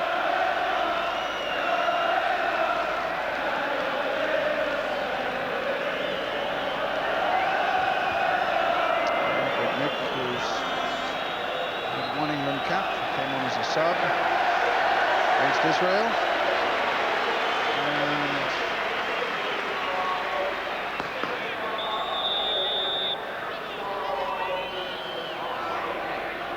he's okay to go on as Rob Johnson takes the free kick for Luton Town. Hit towards Harford, but he really couldn't get off the ground. He's in a bit of trouble in Harford. We're coming up to the quarter of an hour mark in this second half, half an hour to go, and Luton still leading by a goal to nil. Sanson, Smith, Breaker, Rocastle,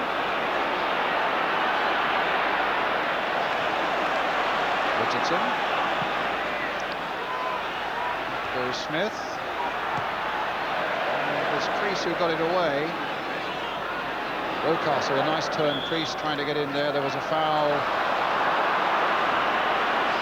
by Rocastle. And Harford, in fact, limping off the field on the other side now. And Martin Hayes coming on for Arsenal. And they're going to take off Perry Groves.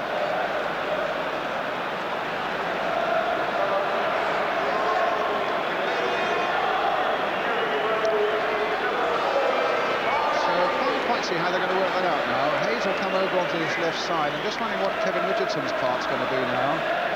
And will it be a straight swap, do you think? No, I think Hayes will run free up front, and I think they'll play Rocastle wider on the right, more as an orthodox outside right. But I would have, you know, it must have been a difficult one for George. I would feel, you know, two lots of pace. Hayes and Groves might have been a winner, but we've got 30 minutes to find out. Meanwhile, Mick Harford is still off the field in Luton at the moment, playing with 10 men, as Rocastle comes forward. And here's Hayes getting his first touch. He's gone past Foster. Gets it to Smith. And now Rocastle. Richardson on the far side. Good cross in by him. Foster there again. Davis hitting it first time. And no, it doesn't go out of play. Smith with a header. Beautifully saved by Dibble. The flag was up, was it? Yes, an offside decision has been given. And I'm sure Smith would be relieved at that, because in actual fact I think he picked the wrong option there, and I think across the goal once again was the better opportunity for Arsenal. Harford back on the field again. Luton back to full strength, but he's given a goal kick. So maybe he overruled the linesman. At any rate, it was an excellent piece of goalkeeping game there.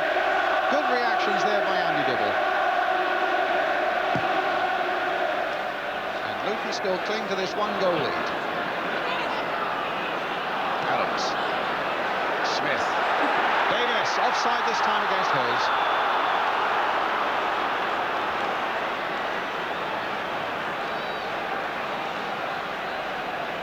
Free kick to Luton. Crucial time this for Luton, really, with players like Priest and Hill who are short of match fitness. It's now that it really will begin to tell. I think so, but they've held on and done so well that will give them an extra yard anyway. That will give them a lift. If they were behind, it would be even more difficult for Hill and for Priest.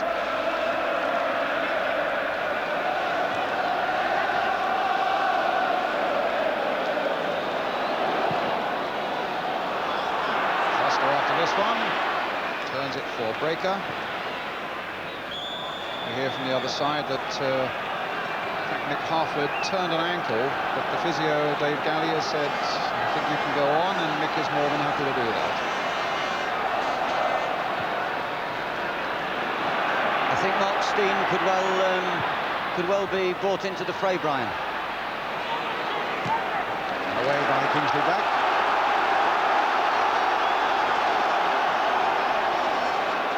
Well, there you are. Ricky Hill away.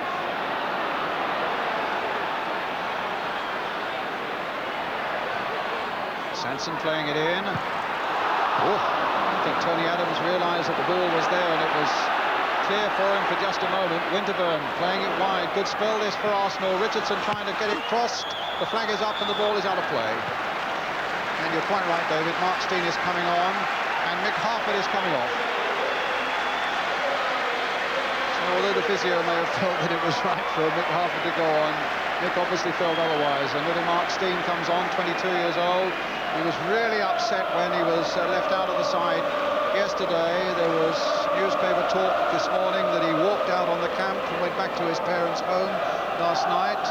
Ray Harford, the manager, didn't want to talk about that, but he's back here as a sub, and now he's playing. And he's had quite a good record, 12 goals this season. And here he is now, looking to make another one, or score it himself. And the chance was certainly there. Well, he's the smallest man on the field at 5'3". But he could have been a really big man for Luton in that moment. His first touch, this. It was very clever, Mark, and he can do clever little things with the ball, but there's always been a slight doubt about his finishing. But he'll be bright now, and the more Arsenal push forward, the more he'll get into the space behind Arsenal's defence. So it might work to Luton's advantage.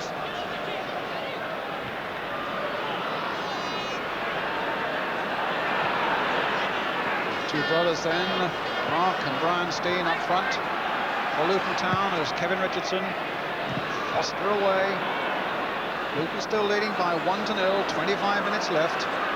Gus Caesar for Arsenal. Donaghy diving in low and bravely there against Martin Hayes. It's Luton's throw.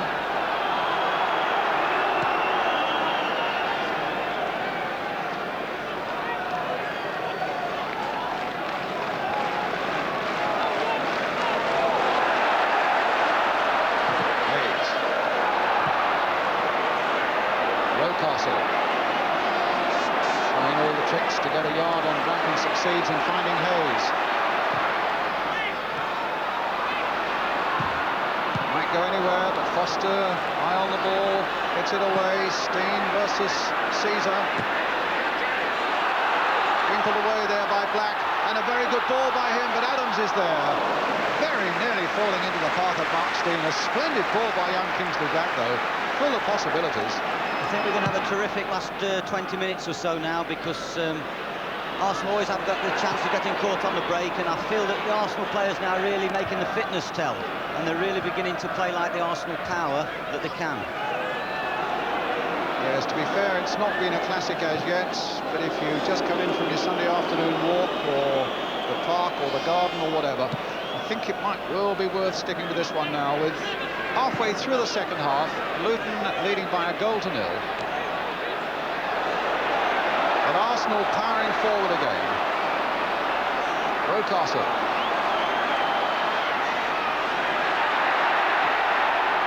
Winterburn. Smashed it straight at Priest. It's an Arsenal throw.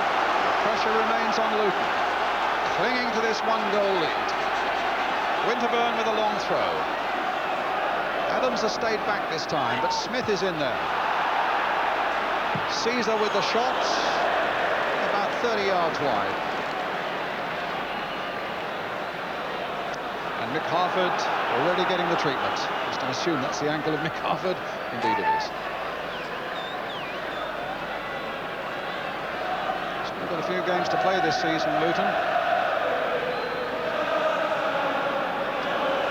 This is Andy Dibble with the goal kick.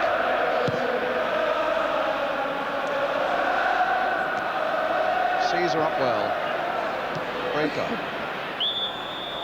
Steen hadn't come back. Mark Steen, that is, hadn't come back quickly enough. Free kick. Sanson taking it. Johnson. Thomas is making far more forward runs now, and he's getting beyond Priest and making that extra man into the box. And obviously Arsenal's policy is still going to be to get crosses in as much as possible and hope for the knockdowns. But I think Caesar's limping also, Brian, and I think that might be a little bit of a problem to Arsenal, because they have no defender on the bench. Well, the only other substitute still usable is Niall Quinn, the big front man. Foster. Wilson.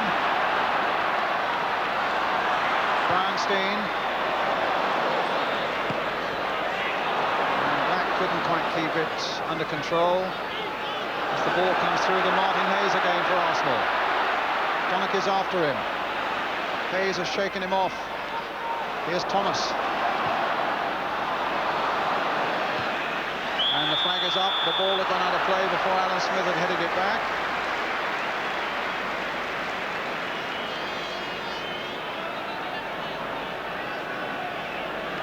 Luton have to keep the shape at the back, and provided they do and the full-backs don't venture forward, which they won't, then maybe Dibble, Foster and Donaghy can compete with the aerial confrontation offered by Arsenal. But I think they're going to be bombarded. I think it's going to be a nerve-wracking last 20 minutes now. Smith. Rocastle. Gone past Priest. Well, he didn't get past Priest. I suppose that's the point. It's a free kick.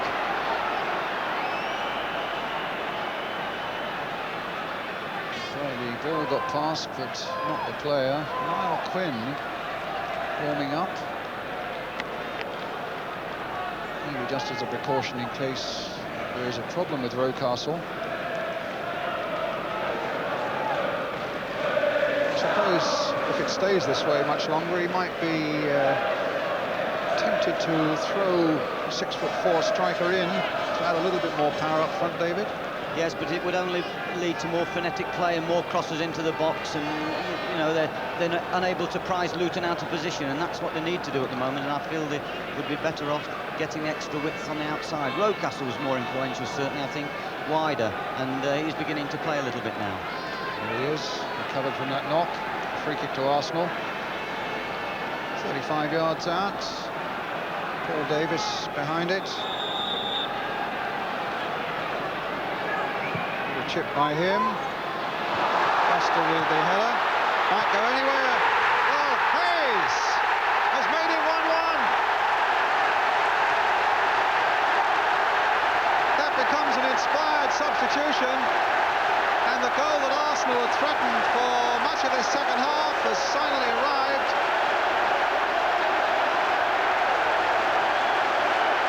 Well, it came that way, didn't it, Brian? It was a pure scramble. I mean, they tried to claim that Foster was holding. It looked like almost an amateurish free kick, lofted up into the 6-yard box, loads of bodies, and then a ricochet that fell kindly for Arsenal. But there it is now. We have a wonderful game on our hands. Wonderful game. 1-1 the score. Maybe the balance has swung Arsenal's way. Although on the break, you get the feeling that Luton can be just as devastating.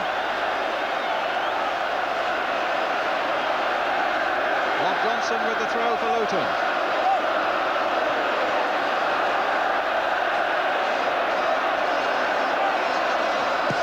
And Rob Johnson again, but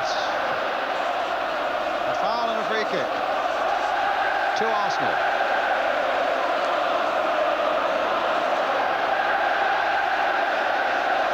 Luton just will have to hope that the Harford substitution won't be a bad omen. He went off in the semi-final against Everton 2 years ago, and it helped Everton to win that game. Breaker gets it away. Mark Steen. Flag up on this side for an offside against Alan Smith.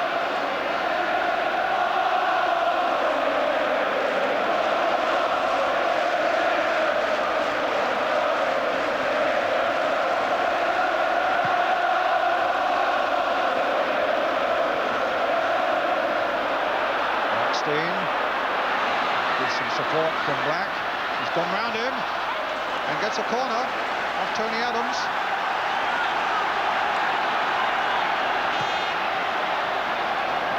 Foster's forward.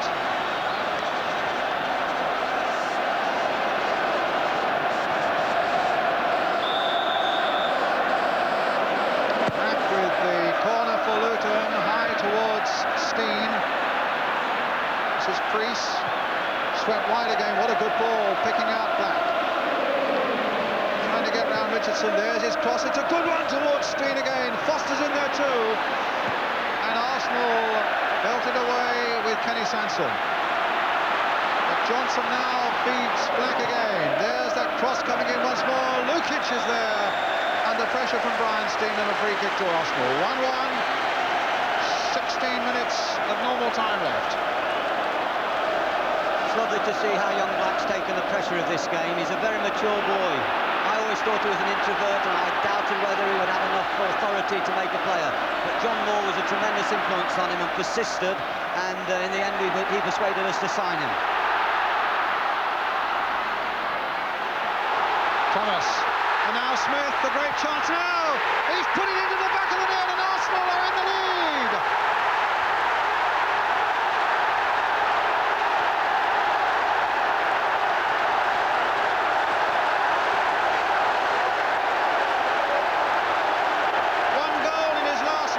Until today, all that's forgiven now as Alan Smith brings Arsenal from behind into a leading position with this goal here, driven with great force with the right foot, past Andy Dibble.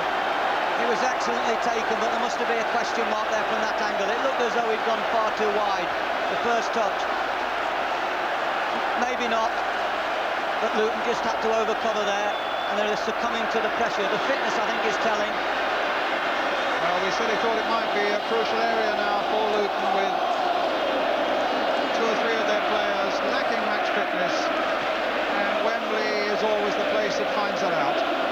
But here's Kingsley Black. There's the cross coming in. It's Adams who got it away. It's come as far as Priest. He's played it now for Ricky Hill.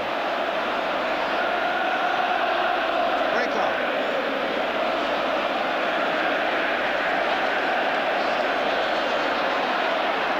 It's a terrible dilemma now for Ray Harford. Sorry, Brian.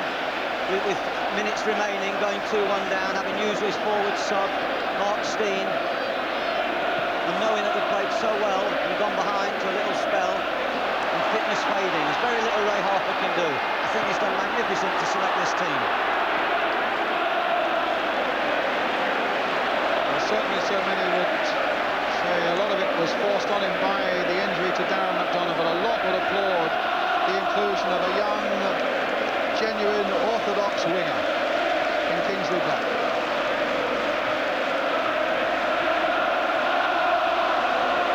Inside the last quarter of an hour. Arsenal, of course, now can slow it down and play at their pace. And, of course, the great resilience of their spirit over the last few years in cup-tie football has once again come through it, Brian. Ashley Grimes stripping off to come on.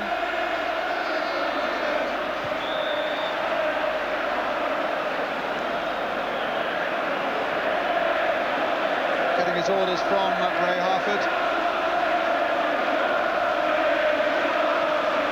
Who do you think's coming off, Brian? Why put me on the spot? Why didn't you tell me? I think young Priest in midfield, the left midfield player. I think he's done terrific. But I think towards Smith. No! Good grief! Even again, no! Well, from about a yard out, Martin Hayes actually hit the post.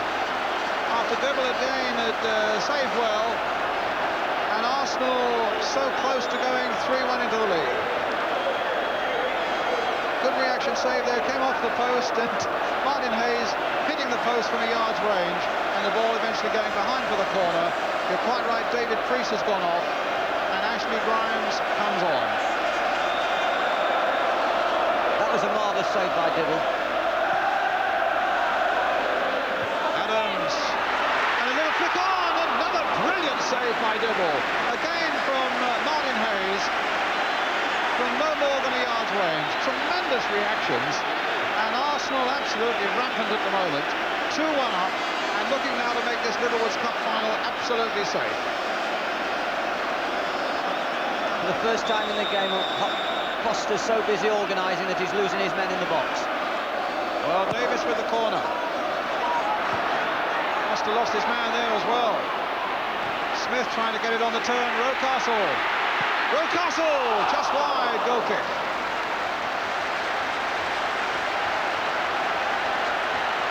Ray Harford off the bench there, trying to get a few things organised, particularly in that Luton defence. And he's done a terrific job there, following you, David Cleat, and John Moore, of course. But it'll be sad because they're a great club, Luton, a splendid club that everybody enjoys watching.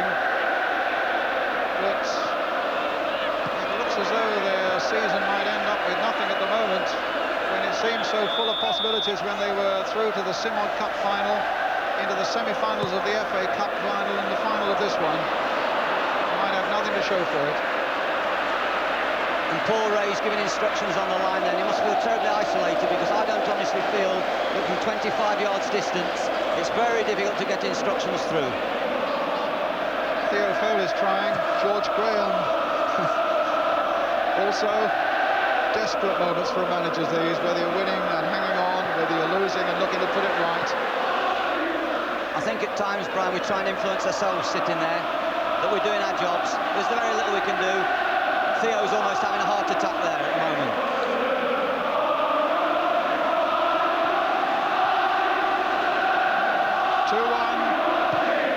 (2-1). 10 minutes left.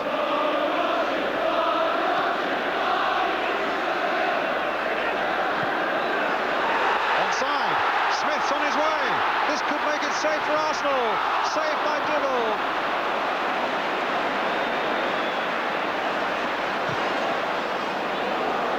Rocastle.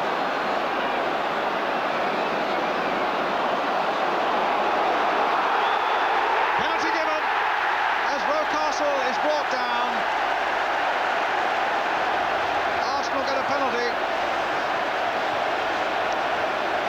Thomas has been taking them for much of this season. But Nigel Winterburn,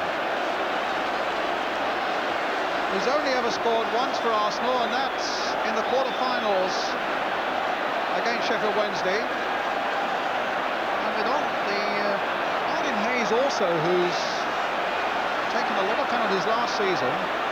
Curious decision, this. Well, let's see. Winterburn. Saved superbly by Dibble.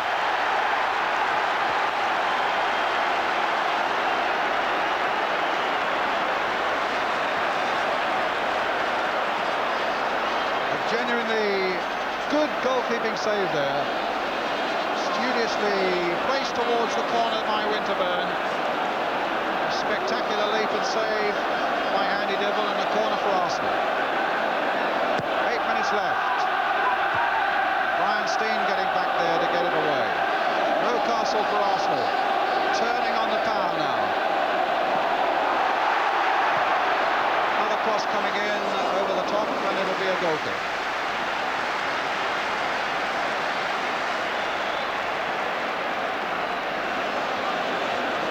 What about it, David? Well, dare I say, Brian, that I thought it was a harsh decision in the first place. Dibble got down awfully well. That was the clincher. Luton are still in the game, but of course Arsenal are rampant now because they feel so confident, but it's taken them a long time to get going, and then they've had the breaks at the vital time. But at least it's turned out into a very good second half. Costa. Winterburn. Johnson gets it back.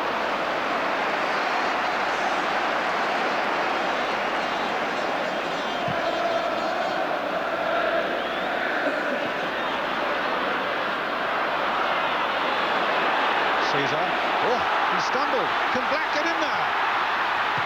Steen! Steen! And it's in there!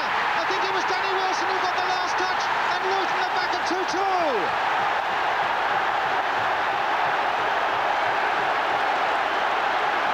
Can you believe it? He wants to, and he's made sure that we have to believe it. Kingsley Black, after Caesar had fallen, a little touch there to Brian Steen. The first one is charged down. Steen gets another touch, and in the end it's Danny Wilson who tucks it in to make it 2-2. Well, Luton have never given up. They've lost Harford and they've kept at it, and they've got a break, and you may say they deserve the break, and now at least once again Arsenal have got to come and show their skill. I think Hayes' pace has been influential in the last 15 minutes. He's been getting beyond the Luton back four easier than Groves did earlier. I think it's been a very good substitution by George Graham. Ricky Hill. Well, it was certainly no great shakes as a cup final for the first 45 minutes, but it's more than made up for that now in this second half. You would hardly have given a price for Luton when they went 2-1 down, when Alan Smith went through with just the goalkeeper to beat. And then they got a penalty, which Dibble saved brilliantly. And Luton have weathered all that, and now get themselves a free kick where they can put some more pressure on Arsenal. And who knows, Foster's gone forward. The man with the splendid left boots, Ashley Grimes, is behind it, although maybe Rob Johnson will fancy he should be taking it.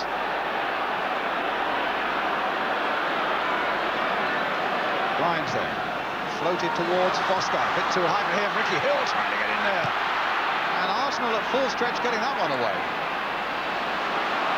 And away goes Thomas. Such power in that stride, and a lovely ball for Rocastle.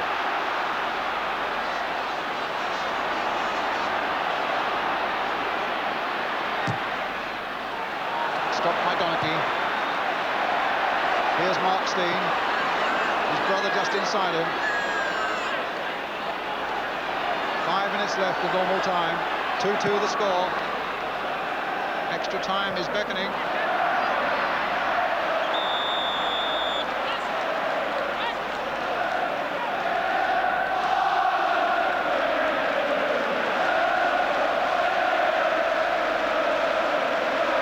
The fitness angle will be even more important now, Brian, if it goes to extra time. Precy did his job, he was substituted. They've got no cards left to play at Luton. And Arsenal have one, of course. Smith gets up, but Dibble saves.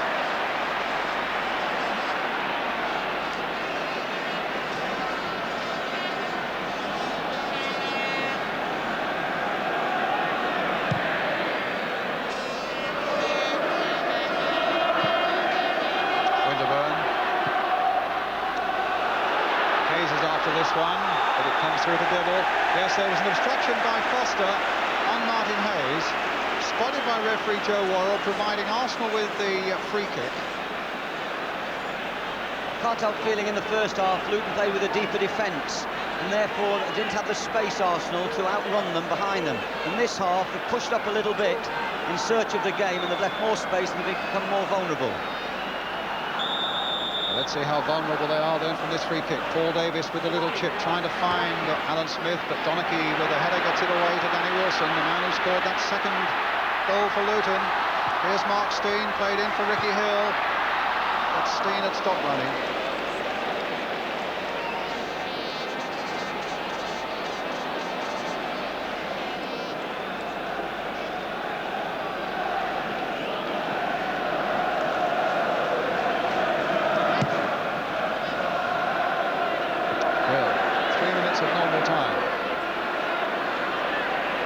Shoved off it by Kevin Richardson. Michael Thomas finding Rocastle. Here comes David Rocastle. Little touch by him. Comes through for Thomas again. Well wide. Don't fancy the task of Ian St John, who's got to pick the man of the match now. Incidentally, the Littlewood Store man of the match gets a Rose Bowl and £1,000 to the club's nominated charity. Arsenal's is the Paul O'Gorman Leukemia Fund, and Luton's the Friends of Hospitals of Luton and Dunstable. So apart from enjoying good afternoon's football now, some worthy charity is going to come up trumps at the end of the afternoon. Here's Breaker.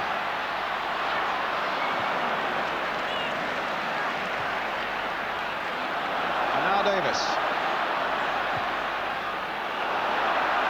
Donachie. Oh, just enough. The ball hasn't run on fast today, Brian. It's looked like a holding pick. So there's that early back pass of Foster. There's been one or two other occasions, and that was one. Here's Kingsley Black. To Brian Steen. To Ricky Hill. Now to Ashley Grimes.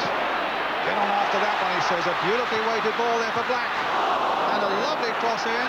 Adams put it away at the second attempt. Some good play by him. Black playing it in once more. This time there was an offside, I suspect, against Brian Steen. And the score remains at 2-2 as we come towards the last minute now of normal time.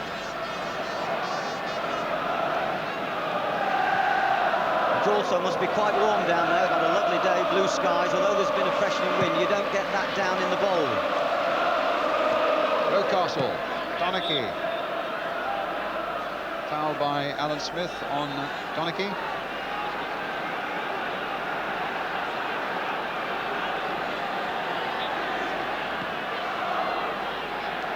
Breaker. Steen. This is Mark Steen. Oh, that's a foul by Tony Adams. Free kick to Luton. They want Vic Foster to go forward for this, and he is.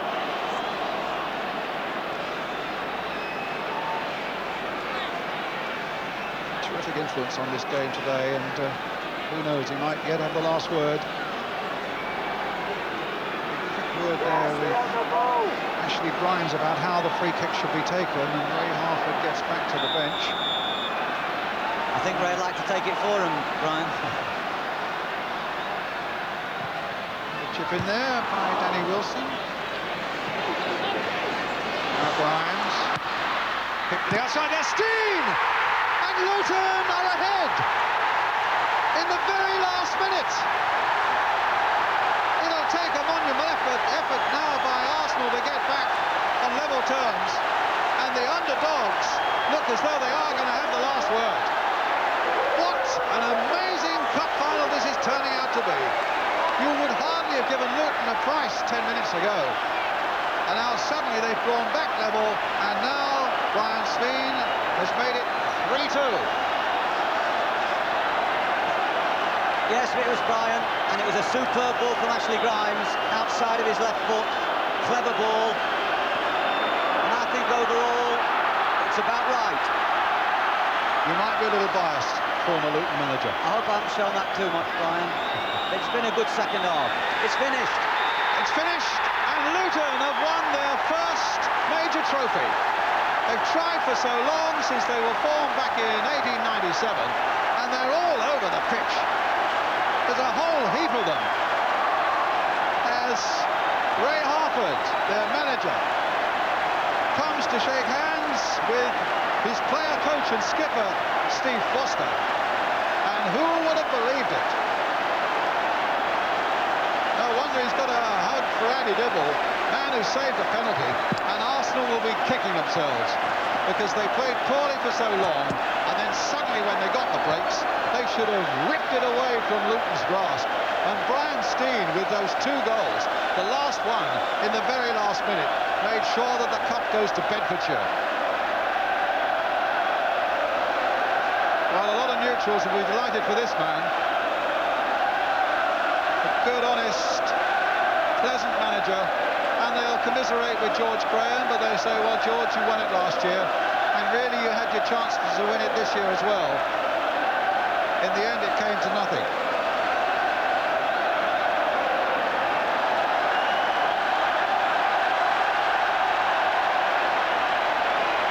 Arsenal players just standing on the pitch, not knowing what to do with themselves. I mean, they must have been rehearsing their victory speeches 10 minutes ago. And when you think of the chances having gone 2-1 up, when Alan Smith was through and was foiled by the keeping of Andy Dibble, and then the penalty came, and Andy Dibble again came to Luton's rescue. Fantastic performance by the underdogs. And Mick Harford, they lost him, and they just turned the screw a bit tighter and played a bit better.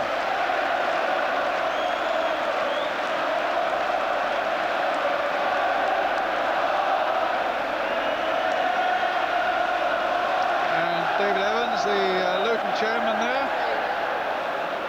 Well, he's seen a few times at Luton, David. Yes, he's a man of strong words and a man of bold principles, and he's had a very interesting career in the chair at Luton, and if this is his swan song, it's been a magnificent one, really, and the players have done them proud. They've done tremendous. What about that young man? Yeah, Kingsley, I mean, he's done very well, a local boy, and it's lovely to see a local boy do well. And as I say, I think John Moore, who worked at the club for many years, was a great influence in his career, and I'm sure we shouldn't forget all the people that helped build Luton to the club they are today. Look at the smiles. Fantastic for them. And what a way to win a cup final. Do you win it with almost the last kick of the game? Because, well, though Arsenal were playing at that time, there's absolutely no way you can come back then. I think it's the most dramatic second half for many a long day in a cup final, to see it turn round so much. First in Arsenal's favour, then right at the death. And maybe they deserve some reward. They've been to Wembley 3 times this season. And 2 brothers there on the winning side, Mark and Brian Steen. Yeah, their father, Isaiah, he'll be very proud tonight. The Steens have done good service for Luton. They're a big sporting family, David. Yeah, they love their sport, and they're great supportive people. Well, one of the traditions of the Littlewoods Cup final is that the losers go up first. Tony Adams, and it probably, you know, hasn't even sunk in yet, because it looked so good for them for so long in that second half.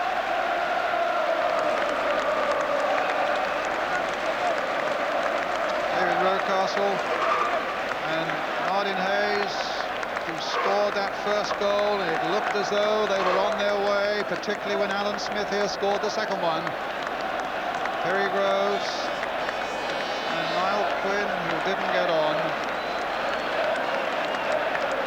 Well, an astonishing afternoon at Wembley, even by Wembley Cup final standards. And now the turn of Luton Town to go forward, led by Steve Foster.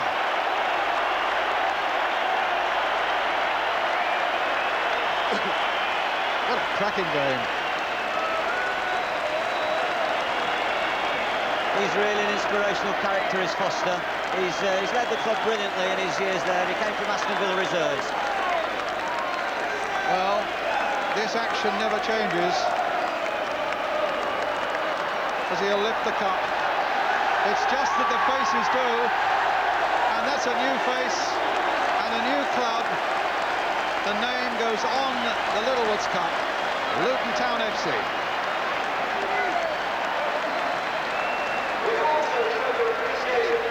Well, they didn't have long to put those ribbons on. That winner by Brian Steen, scored in the very last minute of the game.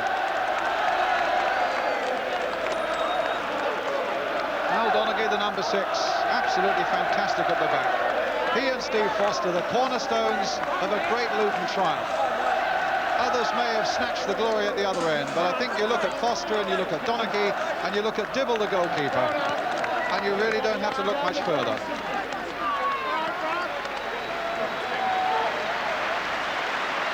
Well, I hope you've enjoyed it at home this afternoon.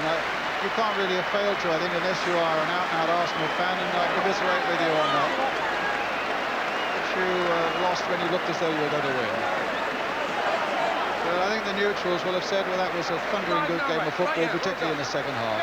Real cup-tie stuff.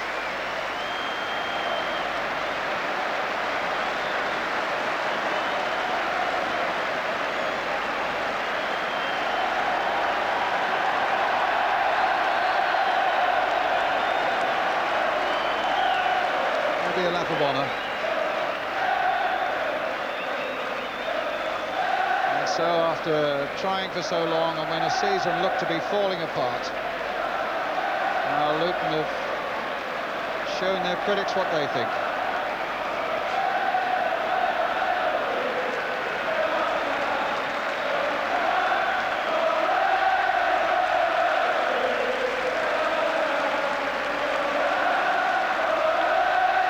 You can never take anything for granted in this silly old game. It looked as though Luton had it. It looked for sure, at any rate, that we were going to have extra time.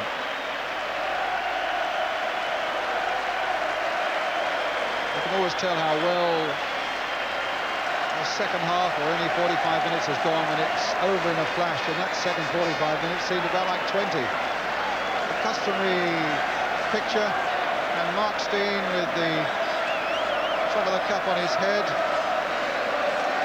A far different figure now from the one who was so unhappy when he was left out of the side yesterday that he apparently walked away from the team hotel. And the man on the right of the picture just taking it all in. Ray Harford, the manager.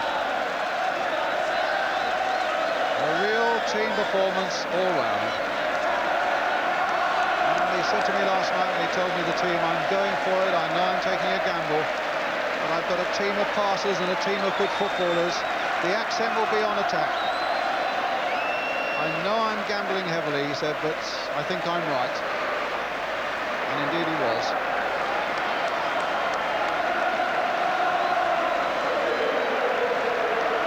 As usual, the great contrast is on the faces.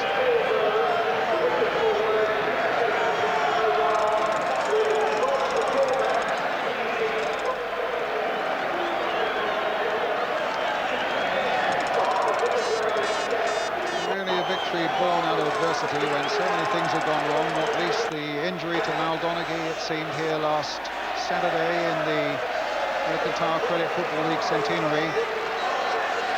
And with problems with Darren McDonough dropping out, and he was such an influential man in their midfield. But they've overcome it all, and that's nice. There is Darren McDonough, in fact, in the shirt and tie there, because he played a terrific part in Luton's season.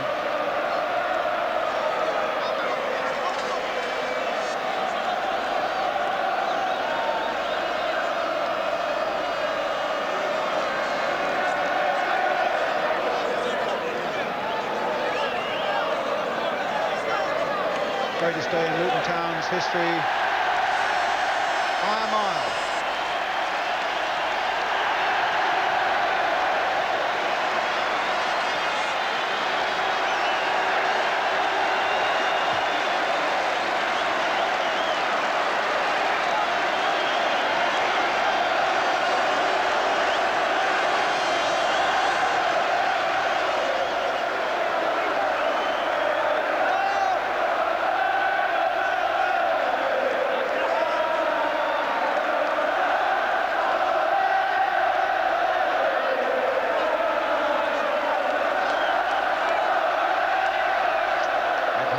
has signed another contract that keeps him at Kenilworth Road. That'll be good news for Luton fans.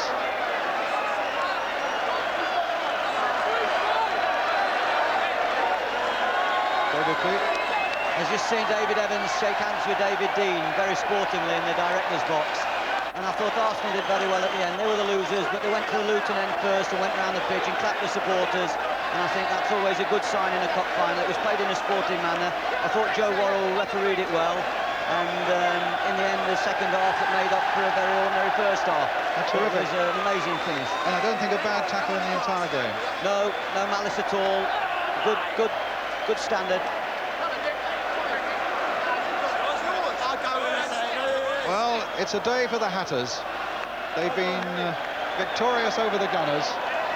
Luton winning by 3 goals to 2. We're going to take a break, and then we should be talking to some of those victorious Luton Town players after the break.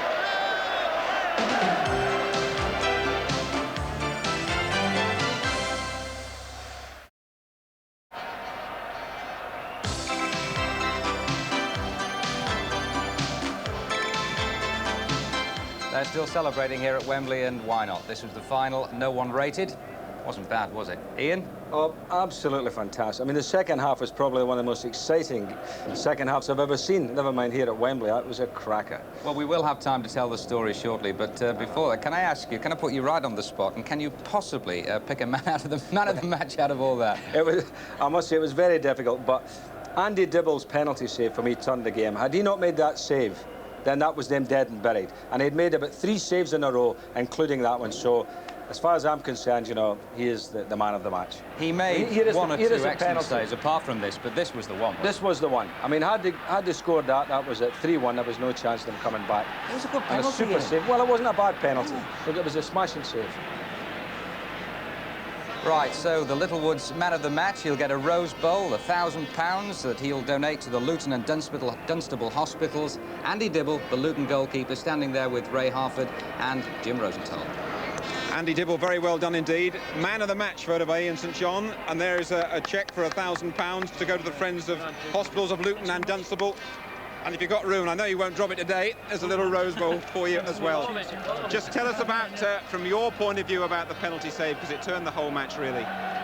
Well, I just made up my mind to go to my left. We've had a couple against us recently, and they've gone in, but luckily, I guess right today, managed to turn it around the post, and it came at a crucial time. So I'm absolutely over the moon. That's right. There was a little bit of doubt, I know, before you were if you're actually going to play in the game. You've certainly sort of staked a claim to a regular place today, haven't you? Well, I said the last couple of games, just take each game as it comes. 4 weeks ago, I didn't think I'd be anywhere near Wembley, but it's a dream come true. I can't believe what's happened. It hasn't sunk in yet. It's unbelievable. Right. Let's just come across to the manager, to Ray Harford. Ray, you must have thought that the match had slipped away from you. Yes, but I don't think we deserved it to slip away. I think just after half-time we had our best spell. We could have been 2 or 3 up at a time. But then when they got the equaliser and got 2-1 up and a penalty, you think, well, it's not to be. But how important for Luton Football Club is it to win your first major trophy? I think it's vital. And vital now. We're a big club, and maybe like to get used to days like this. Right. Let's just bring in Brian Steen here. Now, Brian, very well done indeed. And the last goal, I'm sure that'll be a little video that you'll look at and you'll replay and replay. Yeah, I didn't realise how long there was to go. When Ashley went down the line, it crossed a superb ball, and I just managed to get there in front of one of the defenders, and he ended up in the back of the net. You've had, well, over 10 years at the club. It's your testimonial year. Yes, take a deep breath and sum up what this means for Luton Town, for the football club. Oh, it means everything, because they've not won anything in all their time, and to do it in my testimonial is absolutely fabulous, like, you know.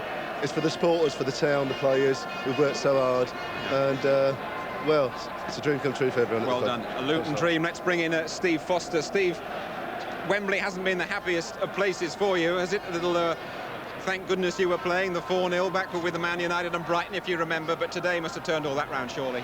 Yeah, it has. I mean, just can't believe the result.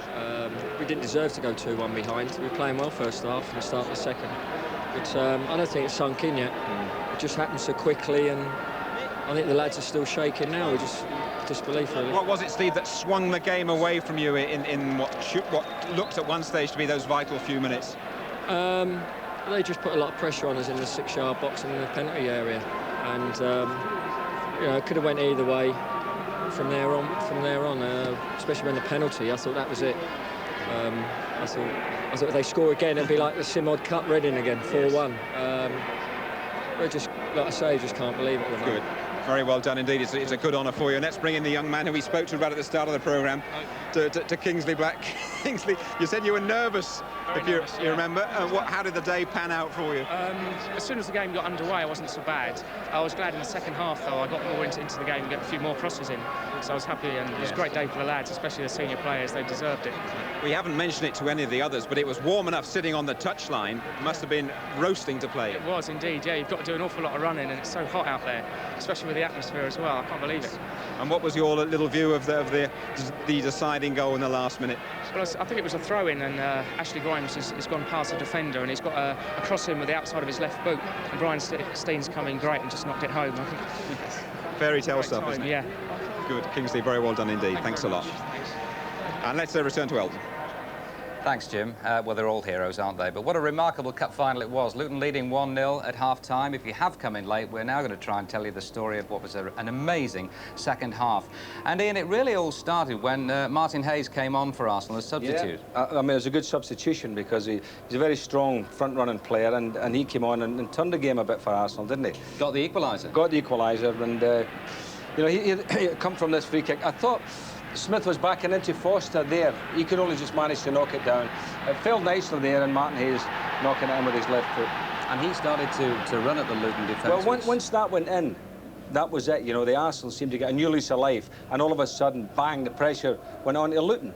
And as Stephen Foster was saying there before, everything seemed to be happening in and around that 6-yard box. You know, pressure building up on them, and for a little spell, a little 10-minute spell, you know, Luton couldn't seem to get the ball away from under their feet. In fact, they went 2-1 down just 3 minutes after that. Alan Smith, the £800,000 signing from Leicester. Well, you know, Alan had been kept quiet throughout the game, but it was Martin Hayes who'd started to move out there on that far side. You see the ball getting played in here, and he had bags of room as the ball gets played. I mean, it just shows you people fall down. Things happen in football matches, and there he is clear.